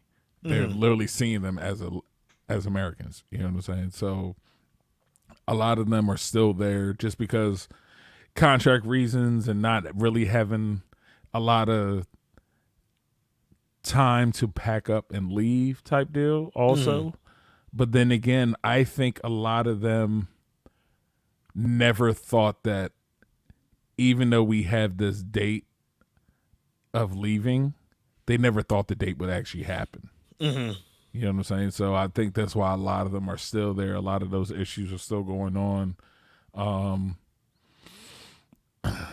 It's sad to hear about, you know, losing these soldiers because of this attack and stuff like that. And it's just one of them things, man. It's like over there is never going to change, especially with Western influence trying to do what we do as Westerners. And I mean, it's one thing of trying to do something by force and a culture that won't allow it. You know what I'm saying?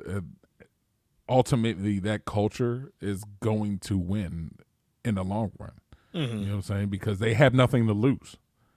Sure. They literally have nothing to lose. It's like one of the things, like, you know, when you think about, was it nature versus nurture?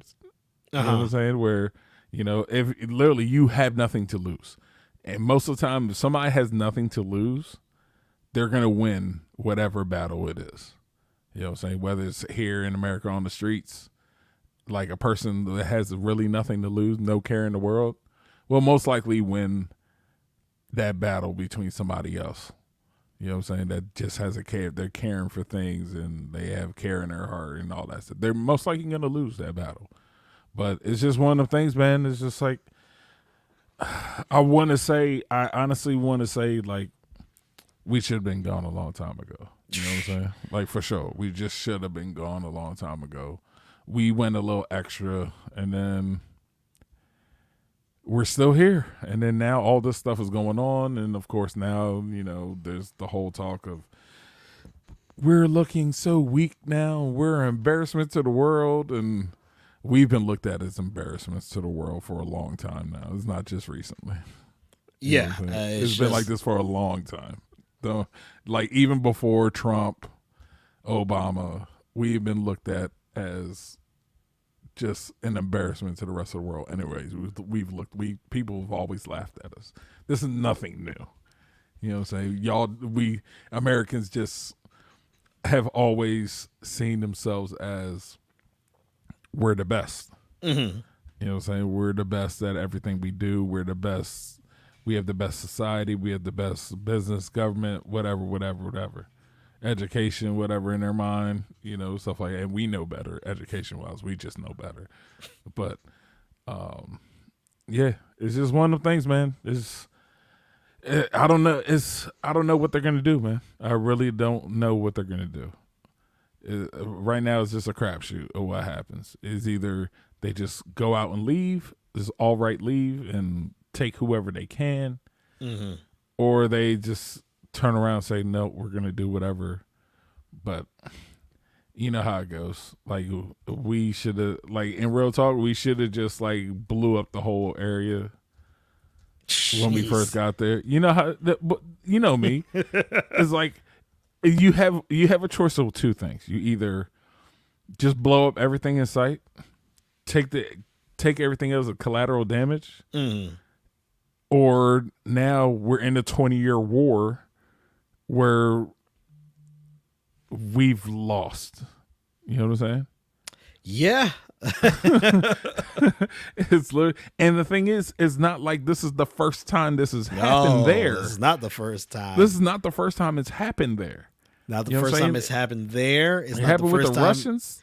Yeah. You know what I'm saying? The same thing with the Russians. You know what I'm saying? So it's like they have dealt with this for centuries. of war between their own culture and their own people, and now the outsiders. And I think we just don't learn. You know what I'm saying? Because we've been in this situation before outside of Afghanistan, and it's like we don't learn. For some reason, we do the same things. I think we do learn. I think that's why we get into it, because ultimately war makes people empower money. And I feel like, well, yeah. And I feel like that's really the driving force. If we go to war, these people who are the elites of the nation, the war economy, that's a great phrase, they make money, because this happened. I mean, this happened in Vietnam. This happened in Korea. This happened when you think about the World War I and II, how we got involved with that. Like, it made people money. So we get into these wars because ultimately, and in the name of democracy. Like, we're gonna spread democracy as if the world doesn't have encyclopedia. Like they don't. Like, we didn't have the internet, but they had encyclopedias that could have told them what democracy was. Democracy's been in effect since the ancient Greeks. Like, come on, they don't want democracy. Like, that's all it is. So it makes people money. And that's why we get into these wars. And this is our Vietnam. It literally is 20 years. We have people, this happened. We got there in 2001, 20 years. You're right. I wasn't started high school. Like, first couple weeks of high school, September 11th happened. Let's talk about some better and more entertaining, more fun news. Let's do it. Let's add one of our pop culture gurus.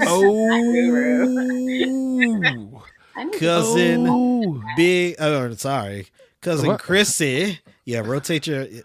We can't see. We can't. If you're gonna lean, then I'll just stay upright. I'm tired. Are you home? I am home. Yeah. So, ladies and gentlemen, Cousin Chrissy just celebrated her birthday, and she was in, was it Indonesia? Wow, no. India? Wrong continent. Well, wrong continent? Yeah. Wrong continent. Oh, my bad. I was in Indonesia 2 years ago. Okay. I remember you went to Indonesia at one Very time. good. Tell everybody where you went. I went to Turkey. Okay. Well, were you on both the Europe and Asian side? So the Europe and Asian part, I'm pretty sure, is only in Istanbul, and I went and had lunch in Asia. Oh, okay. Because I did a boat tour along the Bosphorus River, which runs between the two. So I went to lunch in Asia. But the rest of it is European. So how'd you like it? I loved it. It's really cheap. The people are super sweet. Like, they're very, very, very sweet. So I had a wonderful time. I went up on a hot air balloon at sunrise for my birthday. And then I had a sunset horseback riding tour. Your uncle was not happy that I was in that part of the world right now. He called me in the middle of my horseback, and I was like, I can't hear you because I'm in a horse on a desert in the desert. But thank you. And he was pissed. But it's hilarious. Okay. Hilarious. I was like, I'm in Europe technically. Like, we're not even next to that.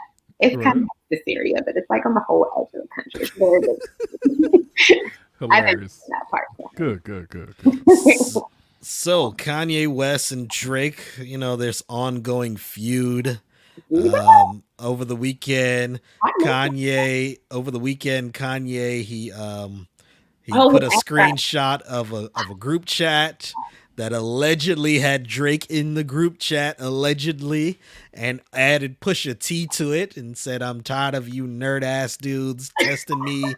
And he put a picture of Joaquin Phoenix's Joker and said, "I'm coming for you all." Then he also tweeted or put on Instagram Drake's address for his Canadian home, but then deleted it. Then Drake he put out I think a Instagram story or something where he's in the back of a car with the sunroof off, and he's just laughing. Yeah, Young Money did that. Young Money did that. They are beefing with. They've been beefing for years, and then also with this whole thing with their albums. Both of them are waiting for each other to drop theirs, so then they could drop like the same day. I don't get that, because Kanye's had 3 album release parties. He's at Soldier Field now, about to do that one. Kudos to him though. He's giving out he obtained COVID vaccines, and he's having free, well, it is free regardless, but he's letting people get vaccinated at his event.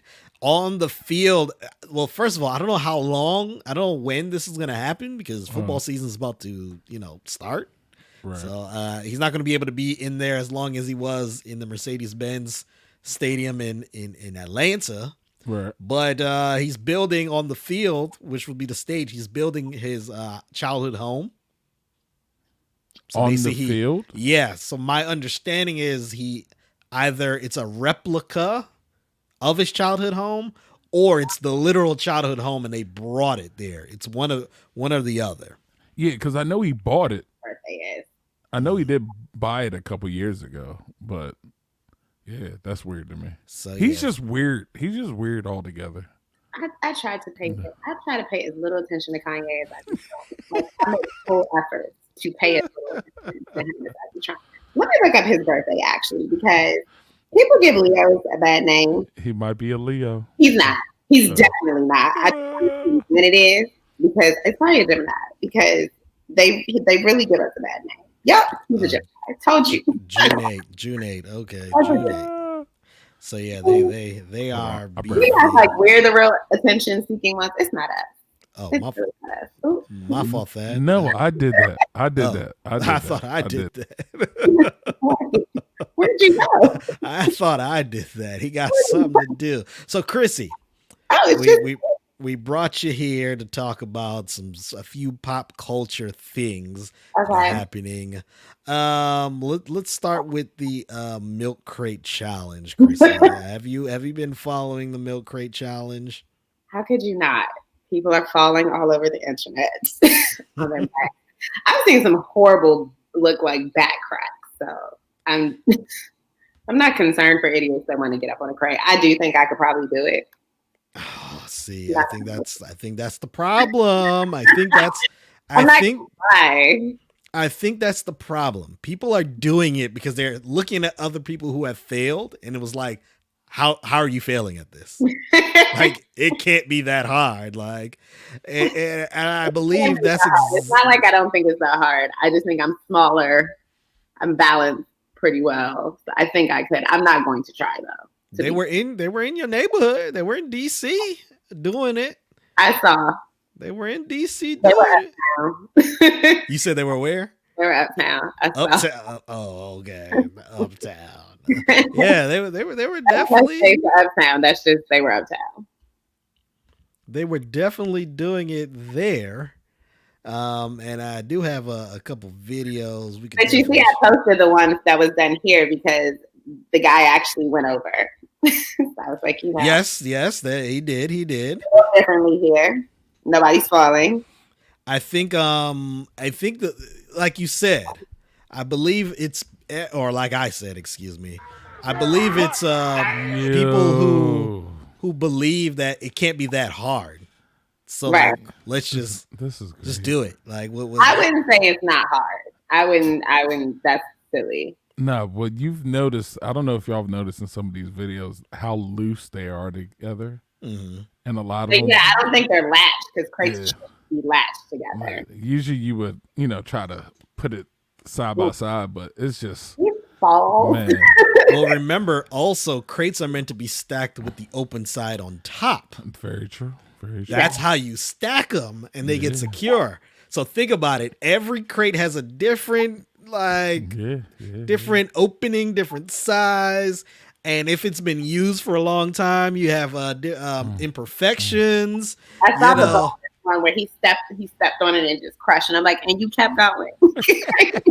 You thought that was okay. Yeah. So we have, we have that going on. Thad, what is Yeah. your price for like? What would have to be the price for you to? Oh yeah, they are making money. They're placing bets on them. For me Yeah. to do it? First of all, Sheesh. wait, before he even says, I would pay money to see BigThad. What is wrong with you? First of all, I'm not doing it. All right. That's all. I know better, for one. I just know my private school education would not allow me to do Physics something says, like this. Physics law of physics says. Right. It cannot happen. Cannot. No. Get it Not a happen. I will have to get like 2 engineers to stack them correctly, and yeah, but still no. Right? If you do 2 rows, like the same way they have them stacked in the pyramid with 2 rows, that might actually could work physically. Yeah, I think so. Too. That might could work, but a single row is not. That's physically the ones I see that crack me up all the time is where on the top one they put the extra one on top. Yes, And I'm like, yeah. what are y'all doing? It's not gonna work. Yeah, man. People do not go to physics class. No, not at all. Not at all. Yep. We have Tremor 360 for me. LMAO. Yeah, for me to try it. No, you gotta give me Bezos money. At this point, because I'm gonna look like a fool when I fail. Right. So, like I know I'm gonna end up in the hospital. So I need to cover my hospital bills money. Yeah.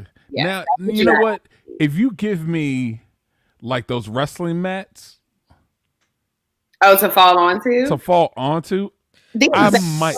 I don't know. High, but man. the crates, it's just the crates. The crate is so high. The guy like went down in his back, and they had like the alien thing where they like lift you up.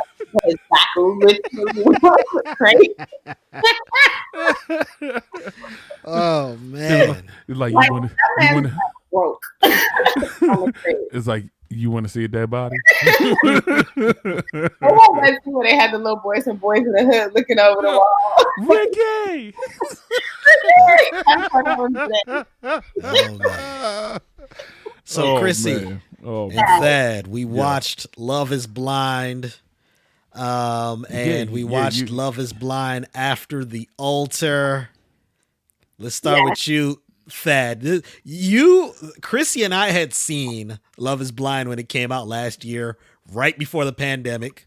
Came out right before the pandemic. Okay. And we watched it, but you watched it all for the first time in 2 days. It was very hookable. Thad, what was your perspective? What was your insight about Love Is Blind on Netflix? Well, first of all, I didn't realize Homeboy from 28 Degrees was it 70 with the group Lachey Nick. I didn't realize he was 98 Degrees. 98 Degrees, yeah. I didn't realize he was doing anything on Not to television. turn them into a Celsius group. Yeah. But outside of that, you know what I'm saying?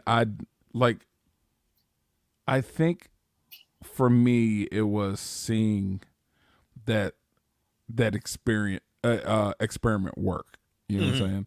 Like you could definitely a lot of people don't think that way when they see these shows. They're just saying, oh, this is just a reality show, dating show, whatever. And I'm sitting here thinking like social experiment, see if this joint really works. You know what I'm saying? And I liked it. I actually liked it. And I don't like these type of shows by any means. Right. I actually liked it. You know what I'm saying?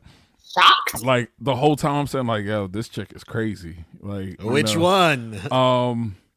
Jessica? Jessica, yes. Jessica is the epitome of like white women Karens. Like she like the epitome. And I felt bad for Jessica Homeboy. is calling the cops on you if you're in her neighborhood. Big facts. You know what I'm saying? And the thing with me was the whole time she's like, yo, I'm too old for this guy. You know what I'm saying? Because he was 23, she was 30. And yet mentally says you're not.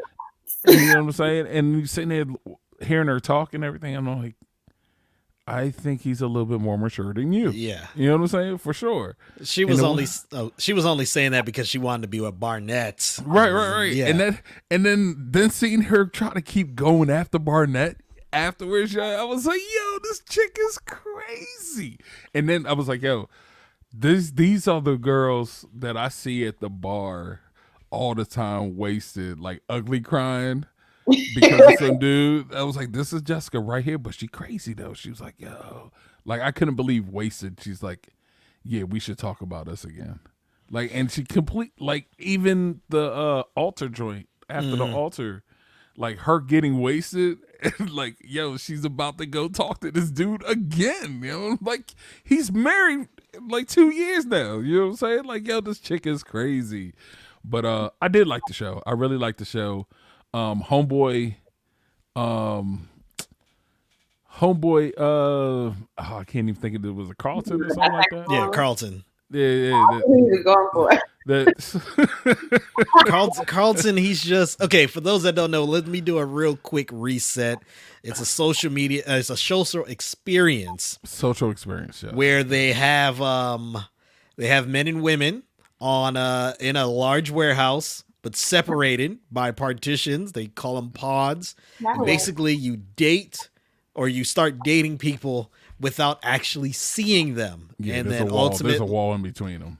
Ultimately, you get the choice of, you know, do you want to get engaged? Because that's the thing. You got to get engaged. You just can't simply be like, we're dating. Yeah. So and it was a lot of people like going into it. It's almost 40. Yeah. And out of 40, they ended up being 4 couples or 5 couples. Yeah. And then the 5 couples went on a almost like a trip. By day 2 of one of the trips, one of the couples weren't a couple anymore because of Carlton. Thad just mentioned Carlton basically admitted that he is bisexual and his Right. Like he said, say that again. He had an experience. Oh, yeah. So then they broke up. So now there's 4 couples. Ultimately, we're not going to tell you everything. Not all 4 couples get married. So if you want to go back and see, not all 4 couples get married. And then that's the thing. Like a couple of them going to the altar. The one you would think the one would say no, but they say yes, but the other one was like nah. Yeah, you know what I'm saying? It's crazy. And like, then they ended up dropping 3 episodes a few weeks ago called After the Altar, which is like an update series. Yeah, 2 years. 2 years after. 2 years after the experiment, they had a joint 2-year anniversary for the 2 couples that did get married. Yeah. Had it there. They invited everyone. They had the drama with that. Chrissy, what did you have to add? You were just about to say something. I said the 2 couples that are happily married. Yes, the 2 couples that are happily married. One couple, and we're talking about Damien and Giannina. Yeah.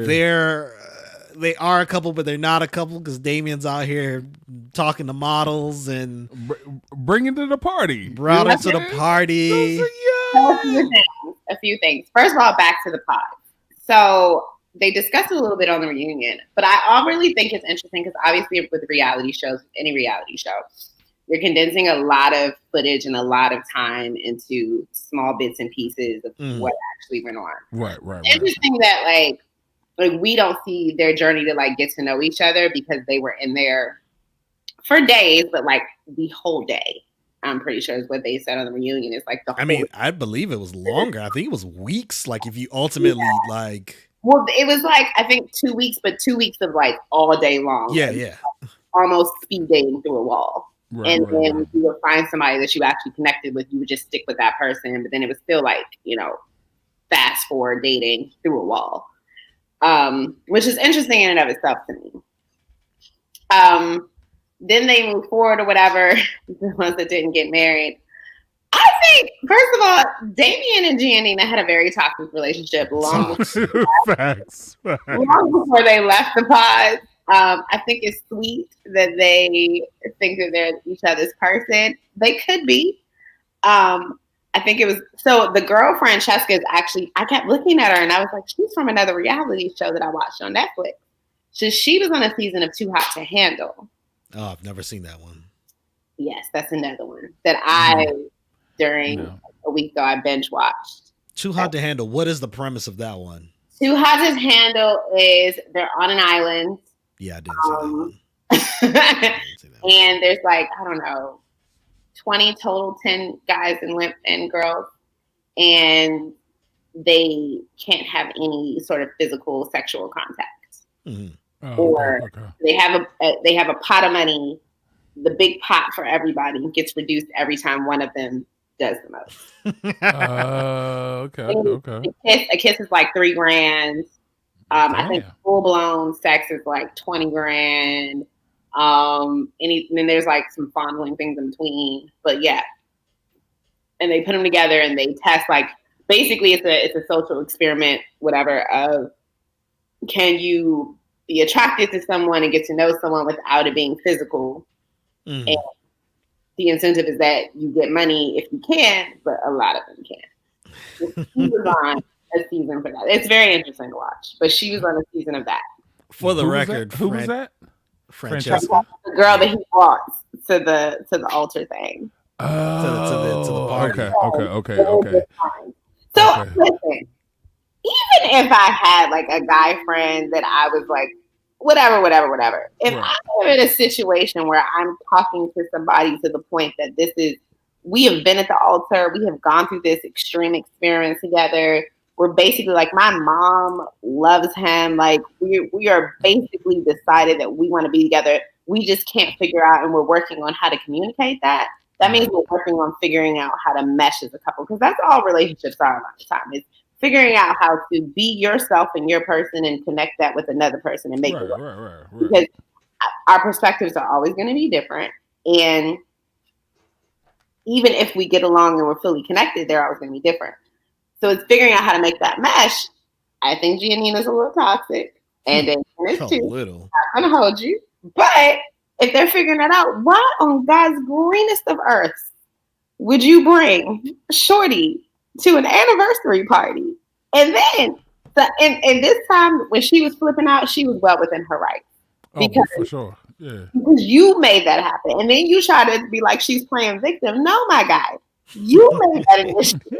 Right. It didn't have to be. You could have just went there, had a grand old time with her. I don't even know why you brought Shorty in the bag. And he was like, well, she was in town. Why would you bring her to the anniversary party of y'all in the pods? Like, what? Right. You could have taken her out for tacos if you wanted to connect them. And they did connect at a lunch, remember, earlier? Right, they had lunch earlier. You could have invited her to that lunch if you wanted everybody to be like, whatever. Right. I knew something was amok. As soon as he pulled up in his little Porsche,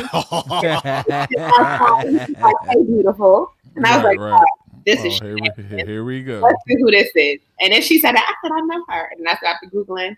She was on Too Hot to Handle, which also your reality show hopping. Not judging you, but you are. Did you recognize how Damien's demeanor changed when Francesca showed up to the party? And like, because he's very like monotone and like very robotic. Stiff and robotic. You don't know me. And even so, like, did you see how long it took for them to even have an interaction together? They were right next to her for mad long, and her back was to her, and her back. You know you're standing next to this bro. Why are y'all not speaking? Right. So 15 minutes into the episode, and now suddenly it's like, oh, hey, let's take shots. For the record, though, Francesca is more attractive than Giannina. Wow. I think they're both pretty, Jeremy. I don't think Giannina's pretty. I think something about her is just, like, she's okay. Like, just okay to me. She's attractive. I could see. Gia. Francesca's a model, so she's definitely has like features that make it, appealing to more people. Sure. And Giannina's. I mean, look, I don't have a problem with this, but if someone was out here always talking about my performance all the time, I wouldn't want to be with you either.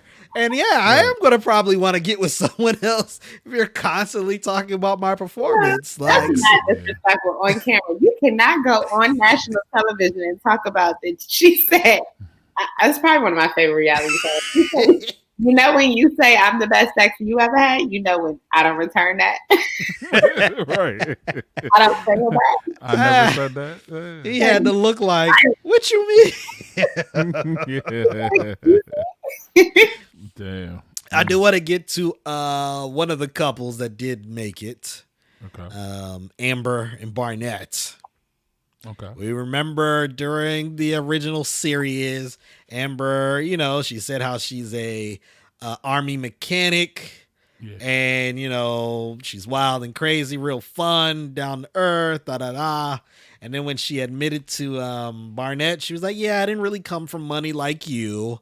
I actually came from like the complete opposite, came from the from basically the mud in Augusta, Georgia. She got student loans. And then she has student loans. And, you know, she said, yeah, it's $20,000. And Barnett, what they made it seem in the show was Barnett had a really good job. He had his own home and even came from a family that had money, things like that. When you get to the update after the altar, you find out that they're living in an apartment with a roommate and that they sold the house to cover Amber's debts. I was kind of like, something ain't adding up. I say, because $20,000 is a lot of money. But if you sell your house, I would think you would have $20,000 and still have something to use to get something else to downsize or something.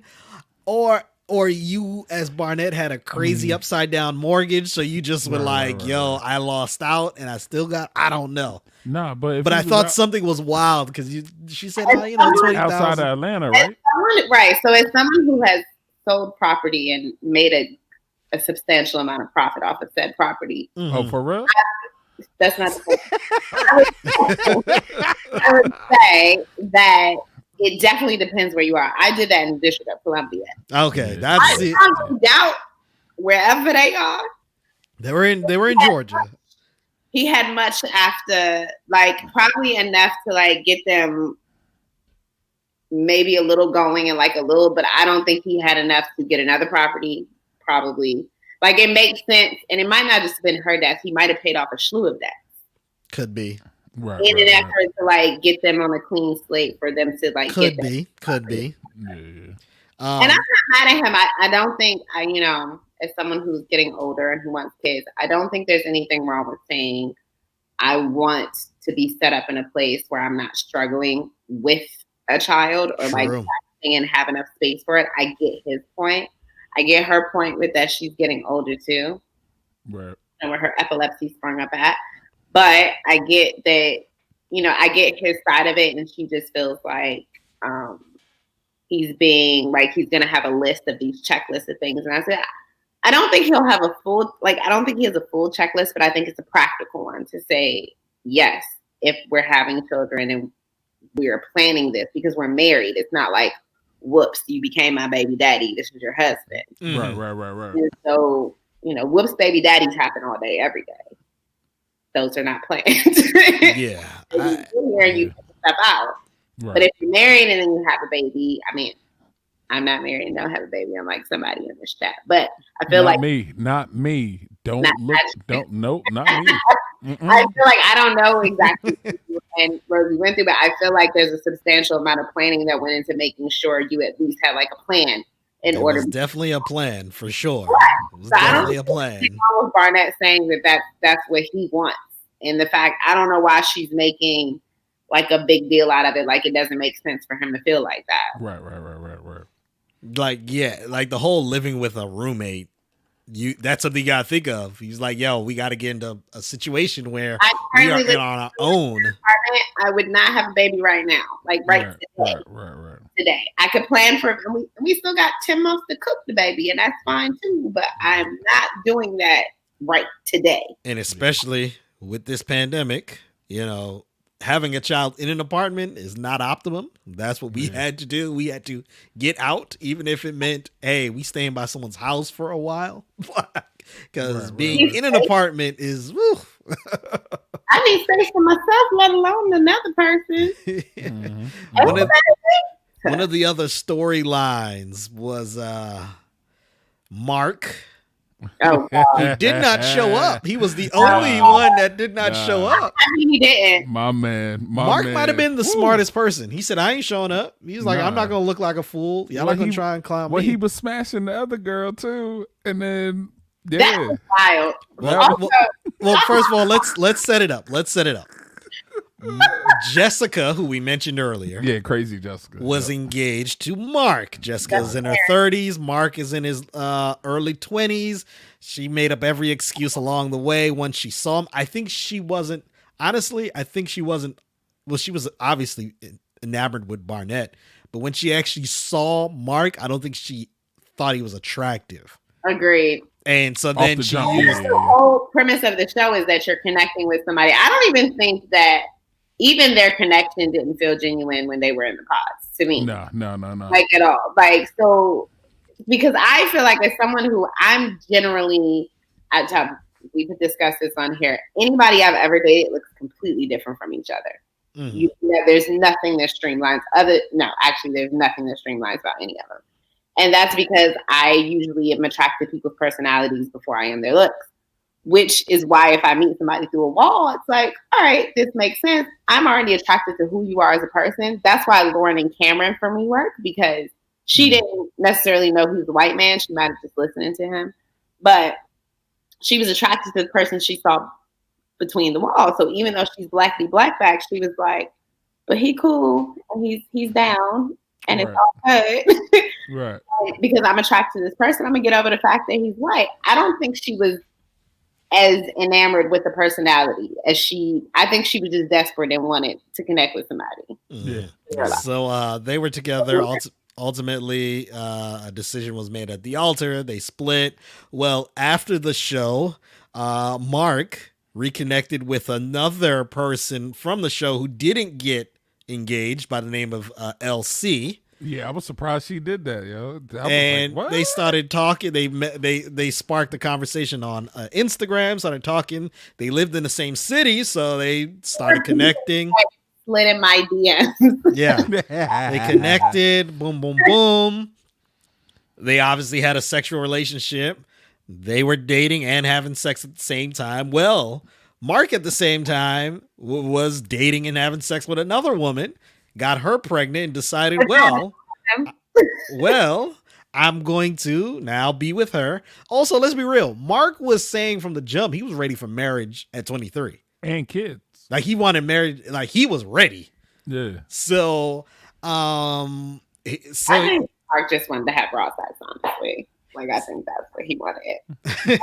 He necessarily wanted to have kids in there. So he had his child and said, hey, I'm going to start with this woman. Now, at the reunion, at the anniversary party, you have LC there who shows up. You have Jessica who shows up. You have Diamond who was the ex-fiance or is the ex-fiance of Carlton. They were there and they're all in their circle talking about Mark and is he going to be here and what he did. And then Mark was actually good friends with Amber. They actually were like friends in the pod. And so Amber came into the conversation and Amber's like, nah, like, why y'all worried about Mark? Like, he has his girl and they're about to have a family. And you're like, well, what he did to LC and Jessica. And he was like, he didn't do anything to you all. He was like, she said, y'all aren't together. You and Mark and Jessica aren't together. She said, and LC and Mark were just dating. And she was like, well, with COVID and he knows I have asthma. He was like, we asked, what are we doing? Like I got to keep safe during COVID. And Amber said, yeah, but y'all having sex during COVID, dating. Like, yeah, right. That's the risk. Like right. You could, she was like, oh, he left me up. Yeah. Like, so she's like, nah, she was like, I'm on Mark's side. He got someone pregnant, decided to be in a relationship with her and was like, all right, I'm gone.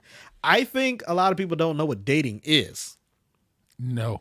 So they think People when have you different date, ideas of what dating is. y'all were in Like, a dating- full-blown relationship. Dog, I know some chicks. I know some chicks where I've brought this up and I've said, yo, dating is just dating. Y'all are basically friends, but y'all go out and do stuff and y'all might have sex, might not, whatever. But y'all are dating. Y'all aren't exclusive. Y'all aren't boyfriend, girlfriend. But I know people that think of as soon as they call dating as boyfriend, girlfriend, and we're in a relationship until we break up. And I'm like, what? No, that's not dating to me. You know what I'm saying? We're not dating is a relationship to a degree, but it's not that. Yeah, big facts. Shout out to my man Mike. He said dating is free agency. Free agency. Facts. While we're at it, make sure you subscribe to his podcast, his channel, The Dual Exchange. So while you're there on YouTube, subscribe to his. He's a content creator, photographer, videographer, editor. Live streams on Fridays, I believe at 2 p.m. So yeah. Make sure you go check him out. But yeah, free agency, man. That's what dating is. It's free agency. Dating is literally friendship with possible benefits. With possible benefits. Well, possibly, it's not always. Yeah. You know what I'm saying? It's not attractive for the benefits in dating. Yeah, I thought it was very interesting because y'all already know I'm built a little different than most women, but I thought it was interesting. I wanted to do hood rat stuff with my friend. I thought it was interesting about the pandemic part of it that she tried to include the pandemic and COVID and her asthma as the reason why they were exclusive. Because she was like, well, we're exclusively dating because of the pandemic. And it's like, that's not how that works. No. You're not any of this work. dating unless that's your man. You try to force that on him, man? You try to force that off the pandemic? Right. He put me at risk. I have asthma. I was like, what's that supposed to What's that asthma? You should have been home with your little machine, shawty. Right. Excuse me? Oh my goodness. But yeah, I thought that was really interesting because at first I was like, okay, maybe I'm not understanding the conversation they were having to make her think. Because at first she was like, no, I didn't have a title. We weren't exclusive or whatever. And then she was like, but then I said, we're in a pandemic and I need us to only be having sex with each other. And it's like, well, okay, first of all, how does that conversation work? But also, how does that work in your head? Right. Trying to put the franchise tag on. Big I ain't gonna fully commit, but you know, right. Big fact. hold on to you. Right. Oh man! I just want to say this. I don't even know this brand, but I think because my fantasy team name is this, I'm drinking District Made. Hey. So what is? Oh, that? speaking of that, I need to come and get my bottle. You do. Your bottle is right over here. Oh, So what is that, Chrissy? That's just a big It's a whiskey. A whiskey. Okay, Bourbon District whiskey. Made. Hello, whiskey. sir. That's what I we don't even drink. know. That's what your big cousins drink is whiskey. That's right. I don't. You know me. I don't drink often, but when I do, I Dude, don't discriminate. I still don't remember. I explain our life to you. What do you call it? I don't drink often, but when I do, Because I was in a whole nother country. Like, what? I don't even remember telling you. I don't even remember drink. I don't remember drinking with you at all, bro. Like, man. I mean, I don't. When I go places, it's usually one or two, and that's it. I don't really like, you know. And then but when I do, I don't really discriminate. If someone's like, "Hey, I'm trying this," I'll be like, "All right, I'll try it." Right. Jeremy used to hang out with me in the hookah bars pre-pandemic. Pre-pandemic for sure. Yeah. Time. Pre-pandemic. We were supposed to go to the karaoke bar, but that didn't happen. Pre-pandemic. Pre-pandemic. Pandemic messed it all up. I just saw the other day we got a COVID-22 coming out, so Oh. we ain't getting out of this. Oh man. You brought up your fantasy football name, District Made. So it just made me think about fantasy football Oh wait, sorry. and our fantasy football league that's going on. Did you, Chrissy? Did you understand the fiasco that happened the last 24 hours? What? Yeah, I've been on the plane. What happened? So you don't read your group chat? See, I told you I read it. Sometimes I come off and there's like 50 conversations. So let me tell you the ones that I avoid. The ones that I avoided when y'all going off on specific, because it's not always football. Sometimes y'all go off on basketball players and teams or whatever. So unless it has anything pertaining to specifically our family fantasy football, I just skip right over. No, I feel you. There was a big contention about if you, first of all, Was it Mark? you know who was involved. You know who was involved. That's hilarious. Hilarious. Right over. Oh, look who's tuned in. Oh, oh, Matt. Hilarious. Good timing. Might. No shade, but you might. So Marcus, he wants, first of all, he's been pushing me for weeks. Oh, can we make trades? I'll say, Marcus, what's the point of making a trade before the season starts when you could just make a trade right after the draft? Like, why can't you wait? He's like, well, I'm trying to, I say, okay, you're going to have to, like, ultimately, and I said this, I spelled it out. I said, all right, we're going to make this contract so at least it's written down so I could process all these trades after, not me trying to remember, what happened. Marlon even created an official document like you all saw that goes to each user, real detailed. You just fill it out. Boom, boom, boom. Marcus makes a trade with, who did he make the trade with? Nicholas. Makes the trade with Nicholas. I'm not making any trades before this season. Like, go ahead. He makes the trade with Nicholas, and they're sitting there. Well, immediately after, or not immediately after, a couple days after, they asked me a question. And remember, we have keepers. So they're like, hey, if we made this trade, like, how is the keepers going to work? I said, well, obviously, if I can't process it until after the draft, physically, I can't do it. You have to actually keep the person that you are trading away. Right. He's like, well, what do you mean? I'm like, yeah, that's what you got to do. He's like, well, that defeats the purpose of why I made the trade, because I had to keep a price of the first round, and I'm trying to get rid of that, and I want a first round pick. Lawyer Marcus. So I said, Aquarius, when's his birthday? He's September 10th. I don't know. I don't know zodiac signs except mine. Like, not except yours. He's a Virgo. Never mind. So I'm like, well, first of all, I told you this from the jump. You just didn't listen. I told you verbally, and I told you we in the group chat. Right. I ain't see that, so I had to then show him where I said it. I had to then show him where I was like, I even said I don't understand the point of making trades before the draft, knowing we have keepers. So he's like, well, why can't we just? I said, okay. I said, look, I'll make some even more concessions for you. I said, you want to get rid of you want to basically gain your first round pick. And for those that don't know, we have a keeper cost. You can keep players for a maximum of 3. Let me rephrase this. You can keep a maximum of 3 players. You have the rights of a player for up to 3 years, meaning you can keep them for 2 additional years. And you can only do it for 3 players on your team. We assign a draft pick loss if you that we call a keeper cost. We say, hey, depending on the round that you drafted them in the year before, this is the round, the loss pick that you're going to have in the following draft. And then in that subsequent year, it goes up 1 round, blah, blah, blah. So Marcus, this is his last year with Davante Adams, and you got him in the first round. So he was like, well, I want to, I only have him for 1 more year. Let me trade him away to get someone and get them.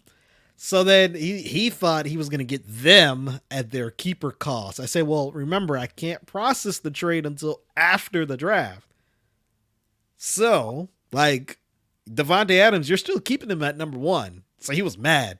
So I said, okay, I'll make a concession. I said, what I'll do is, since you agreed to a trade, I'll sign your keeper cost for Devontae Adams for the other player that he was getting, which was Calvin Ridley. We have another caveat with our league. If you draft someone, if you keep someone that you got off of waivers for the first year, they get assigned one of the last round picks. But then the second year ends up going up to average pick. Y'all remember that?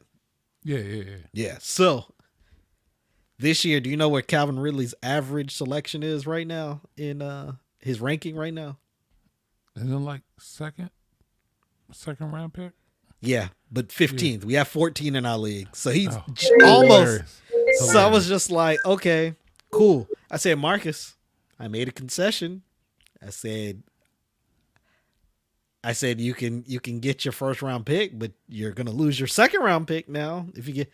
So then he's like, nah, I don't want to do it. So even after fixing it, he still, because he realized it still didn't benefit him.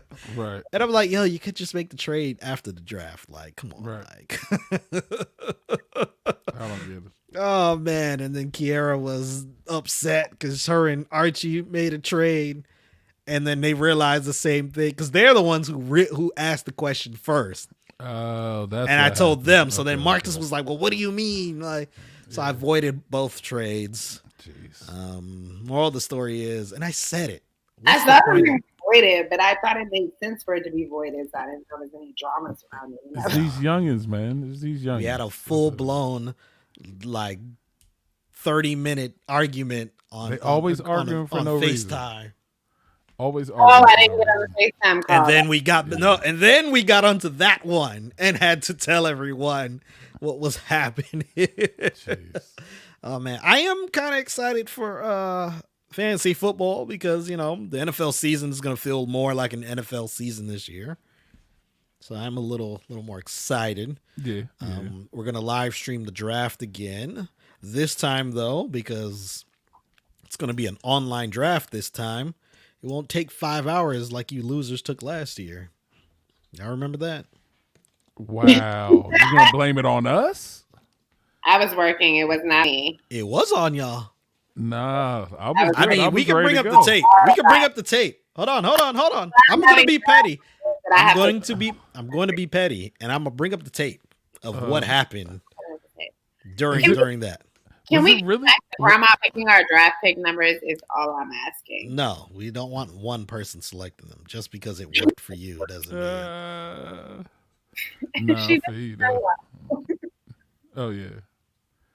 So yeah, but while I'm collecting the tape, let's and Chrissy, you're more than welcome to stay, obviously, but we're gonna kind of go into a little more. Of course, he would say this. That was your fault, Jerem. Of course, I'm gonna bring up the tape. Big facts. I'm mad. Now, don't get me wrong. There was some people that I'm shaking up. There was some people that did kind of hold it up a little bit because of picks. I wasn't one of them, but I wasn't one of them. So his look, brothers and let's just get to it. Yeah. I'm going to actually hold on. That's not the right one. And then, but before we get while I'm looking for it, him trying to get picks that weren't being picked. And then, so. I'm scrolling through. Oh, here we go. What is the next segment we're going into before? But we're gonna go into some sports real quick. Okay. Oh, Lord. I'm trying to decide if you want to say them because I have been on a flight all day, so I am sleepy. And I'm kind of hungry. Yeah, me too. But while I got it queued up, but this is Madden 22, BigThad. Like, you did say it was trash. I saw the reviews, and honestly, I don't see. Here's my problem. I don't watch those reviews right away because there's so many changes. There's so many changes that still have to updates that still have to go through. That I wait until at least after the first week. That's just me though. They still they haven't changed anything in the game. The game is literally 2013 with like just interface differences. The game hasn't changed. Like the animations are the same. They added some new features on the next gen models, next gen consoles. And that's the thing. All the next gen, the game is different on the next gen than it is on the other model. So like I even thought about getting Madden 22, and then I was like, so everything that would be pretty cool with the game so far, like the momentum stuff and all that, it's not going to be on the PS4. So I was like, yep, never mind. I'm not even going to get it. So I have we're going to go back to last year's fantasy draft, and I have a clip here of what happened during that draft. Just a little example of what happened during that draft. Okay. Play here. And Thad, you would definitely remember what happened. Here we go. You gotta share your screen first. Yeah. Okay. Take a look at the. So we're at the 0, right? The clock, the draft, the pick should be in, right? Right. The pick should be in already. Right. It should be in. 15 seconds for. I gave additional 15 seconds. There you go. Oh, jeez.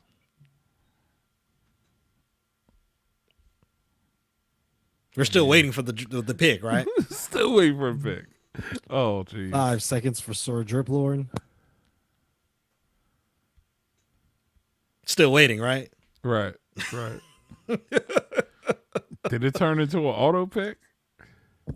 All right, we will do an auto pick. The Allen Lazard wide receiver, Green Bay. And then Packers. people got mad at me. Oh, what do you Next mean on I the got that clock player? Is No, you Maple right. Ave and Chrissy. They're both not. Oh, in they were on here. auto picks. There you go. Yeah, We're gonna those go are on Bob. right now down the line. And then they were both mad at me Go about their Jonnu auto picks. Smith for Maple Ave, and District Maid will get Dallas Goddard. Next on the clock is Shark Week. Because out of those players, Alan Lazard, throw him away. So that was Harold Laws. He was our draft. You know, I need to hit him up. I do. Need oh, to hit you him up. need to, because the family coming for his head after last season, because last season was his Hold on. projections. His projections were trash.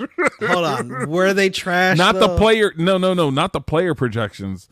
The team projections of where we would end up at the end of the season was straight be trash. fair. Let's be fair. Who would have thought Frank would have won? You right, and he said right. See, he said Frank was trash, bottom feeder. He said I was like right under Frank, and we were what, top 4? Yeah, I believe you're top 4. Yeah. So yeah, a lot of he even said it when he jumped in. I think he jumped in one of our episodes, and I told him, I was like, yo, we coming for you. So this is another example of how things went. Arnold is. Let me scrub through. Boom. Here we go. We're waiting on a pick. Oh, you gonna put my sister on there like that, son? We're waiting on a pick. Yo, she gonna come for you, son. Still waiting for the pick. Was she even live at the time? Yeah, she was live. Oh, okay. That's You know how many hilarious. times someone picked someone that was already off the board? And then I had to give them more time? Oh, that's right. Yeah. I forgot that did happen. Because everybody had the sheets and they weren't crossing off 15 names. seconds left. Yeah. The draft resources that I gave, that I went to the mail and sent to everyone, right, Big Yeah. Bang? Yep. You did. And what did some people say when they were like, "Oh, I didn't open it." So I'm gonna have to say, just for sake of conversation. See, this is what we had to do, just to break up time for the sake of conversation. So yeah, I'm gonna have to ask Harold if he's gonna do it, but this time it's online for sure. But yeah, Madden. Well, Chrissy, you had to step out for a bit. Did you see that? What happened? I didn't, but I heard you. Oh, okay. All right. Yeah. So that was just 3 examples in the 5-hour long draft. Yeah. Close to 5 hours. Yeah. I was at work when we were drafting. That's another subject we can get into. But I heard you all saying I had to auto draft this year. And then he said that you were mad about the pick also. Well, I think it was Lazard. No, it wasn't that specific pick. It was she was mad. She had a whole bunch of running backs, and because after a while, that's the next person on the board. Yeah. You guys have seen me when I actually draft. I pick my kicker a little early. I'm all over the place, but I'm in my mind it's strategic how I pick. Oh, big facts. So when it's auto drafted, I can't do that. Yeah. That's not talking about because that's the thing. Because that's the one. Because you know what, you could literally put your players how you want it in your list, and it will not follow it by any means. You could literally put a list of players for auto pick, and it won't do it. Preferences or whatever it is, and it doesn't follow it at all. Never follows it. But I pick my defensive team pretty early. I pick my kickers pretty early because to me, those points matter. Yeah, of course. You can play, there's a bunch of wide receivers and running backs. There's not a lot of good kickers. There's not a lot of good defensive teams when it gets points. And to be fair, I get, top 5 by the end of the season in most seasons that we've had. Y'all finished or y'all done? I ain't got no more talking. You mad or not? Big mad, son. Always. Big mad. That is his top 5, Jerry. You are not always top 5, my guy. First of all, I think I gotta go back to go see the ESPN years. I believe I was always in the mix also. This was the first year I ever missed the playoffs. You was way down. You was and I faltered the last 3 weeks. It was 3 straight losses. Boom, boom, boom. And then the last week I lose to Rike, who actually played the last week. Didn't play all year, but let me play the last week. Yep. I would not have not have got the place that I got if Christian were healthy my whole season. I didn't have Christian. When you say Christian, who are you referring to? McCaffrey. Okay. You gotta be specific. I don't play about. He ain't a one name guy yet. He is though. Christina. He ain't LeBron. He ain't Kobe. We go he together. Ain't Lamar. He ain't Mahomes. Listen, in fantasy, the amount of points that Christian gets off rip. Yeah, I'm just saying you gotta let my viewers know who you're talking about. Christian who? Christian McCaffrey. It's Christina and Christian all day. Perfect. But my boy was out all season, so for most of the season, it's okay. I'm gonna keep him. I really like my kicker. My kicker. I put him on my keepers consideration list. Young Ho Koo, it's my guy. That Young Ho is cool. That's my guy. Young Ho Koo. It's actually Young Wei. I think it's Young Wei Koo. I don't think it's Young Ho. No, it's Young Ho. It's Young Wei. Young Wei Koo. He was actually bad when he came to the league. Do you remember when he was with the Chargers? He was bad, and then he got to Atlanta. I think Atlanta just needed a kicker, and he brought him in. You know what I'm saying? And he just took off. He had one. I had one. The week that he was injured, I had a week of full injuries. I think that's the week Christian went down. It was a week of full injuries. And I was like, my kicker injured too? This man at least get me 10 points. And he's gone too. But for kicker points, oh, no, he's my guy. I'm not getting rid of him. I feel you on that. It's my guy. Yep. Well, we've had a long show. I want to thank you. I didn't even realize what time it was. Ooh, I want to thank you. First of all, Chrissy, where can people, if they're interested, where can people find you when it comes to Yo, the look on her face was like, wait, wait a minute. I can't even big up my my travel page because I don't. So here's the thing. So Turkey was the first trip I've taken since I went to Grenada. you can't see? Is that what it is? You can't see? Because I'm on my phone now, so it's smaller. Yeah, so I went to Grenada, but I haven't. Turkey was the first trip. It really sucks to travel during COVID, like a lot. And so, as you guys know, I do big group travel trips for the most part, like for the last few years.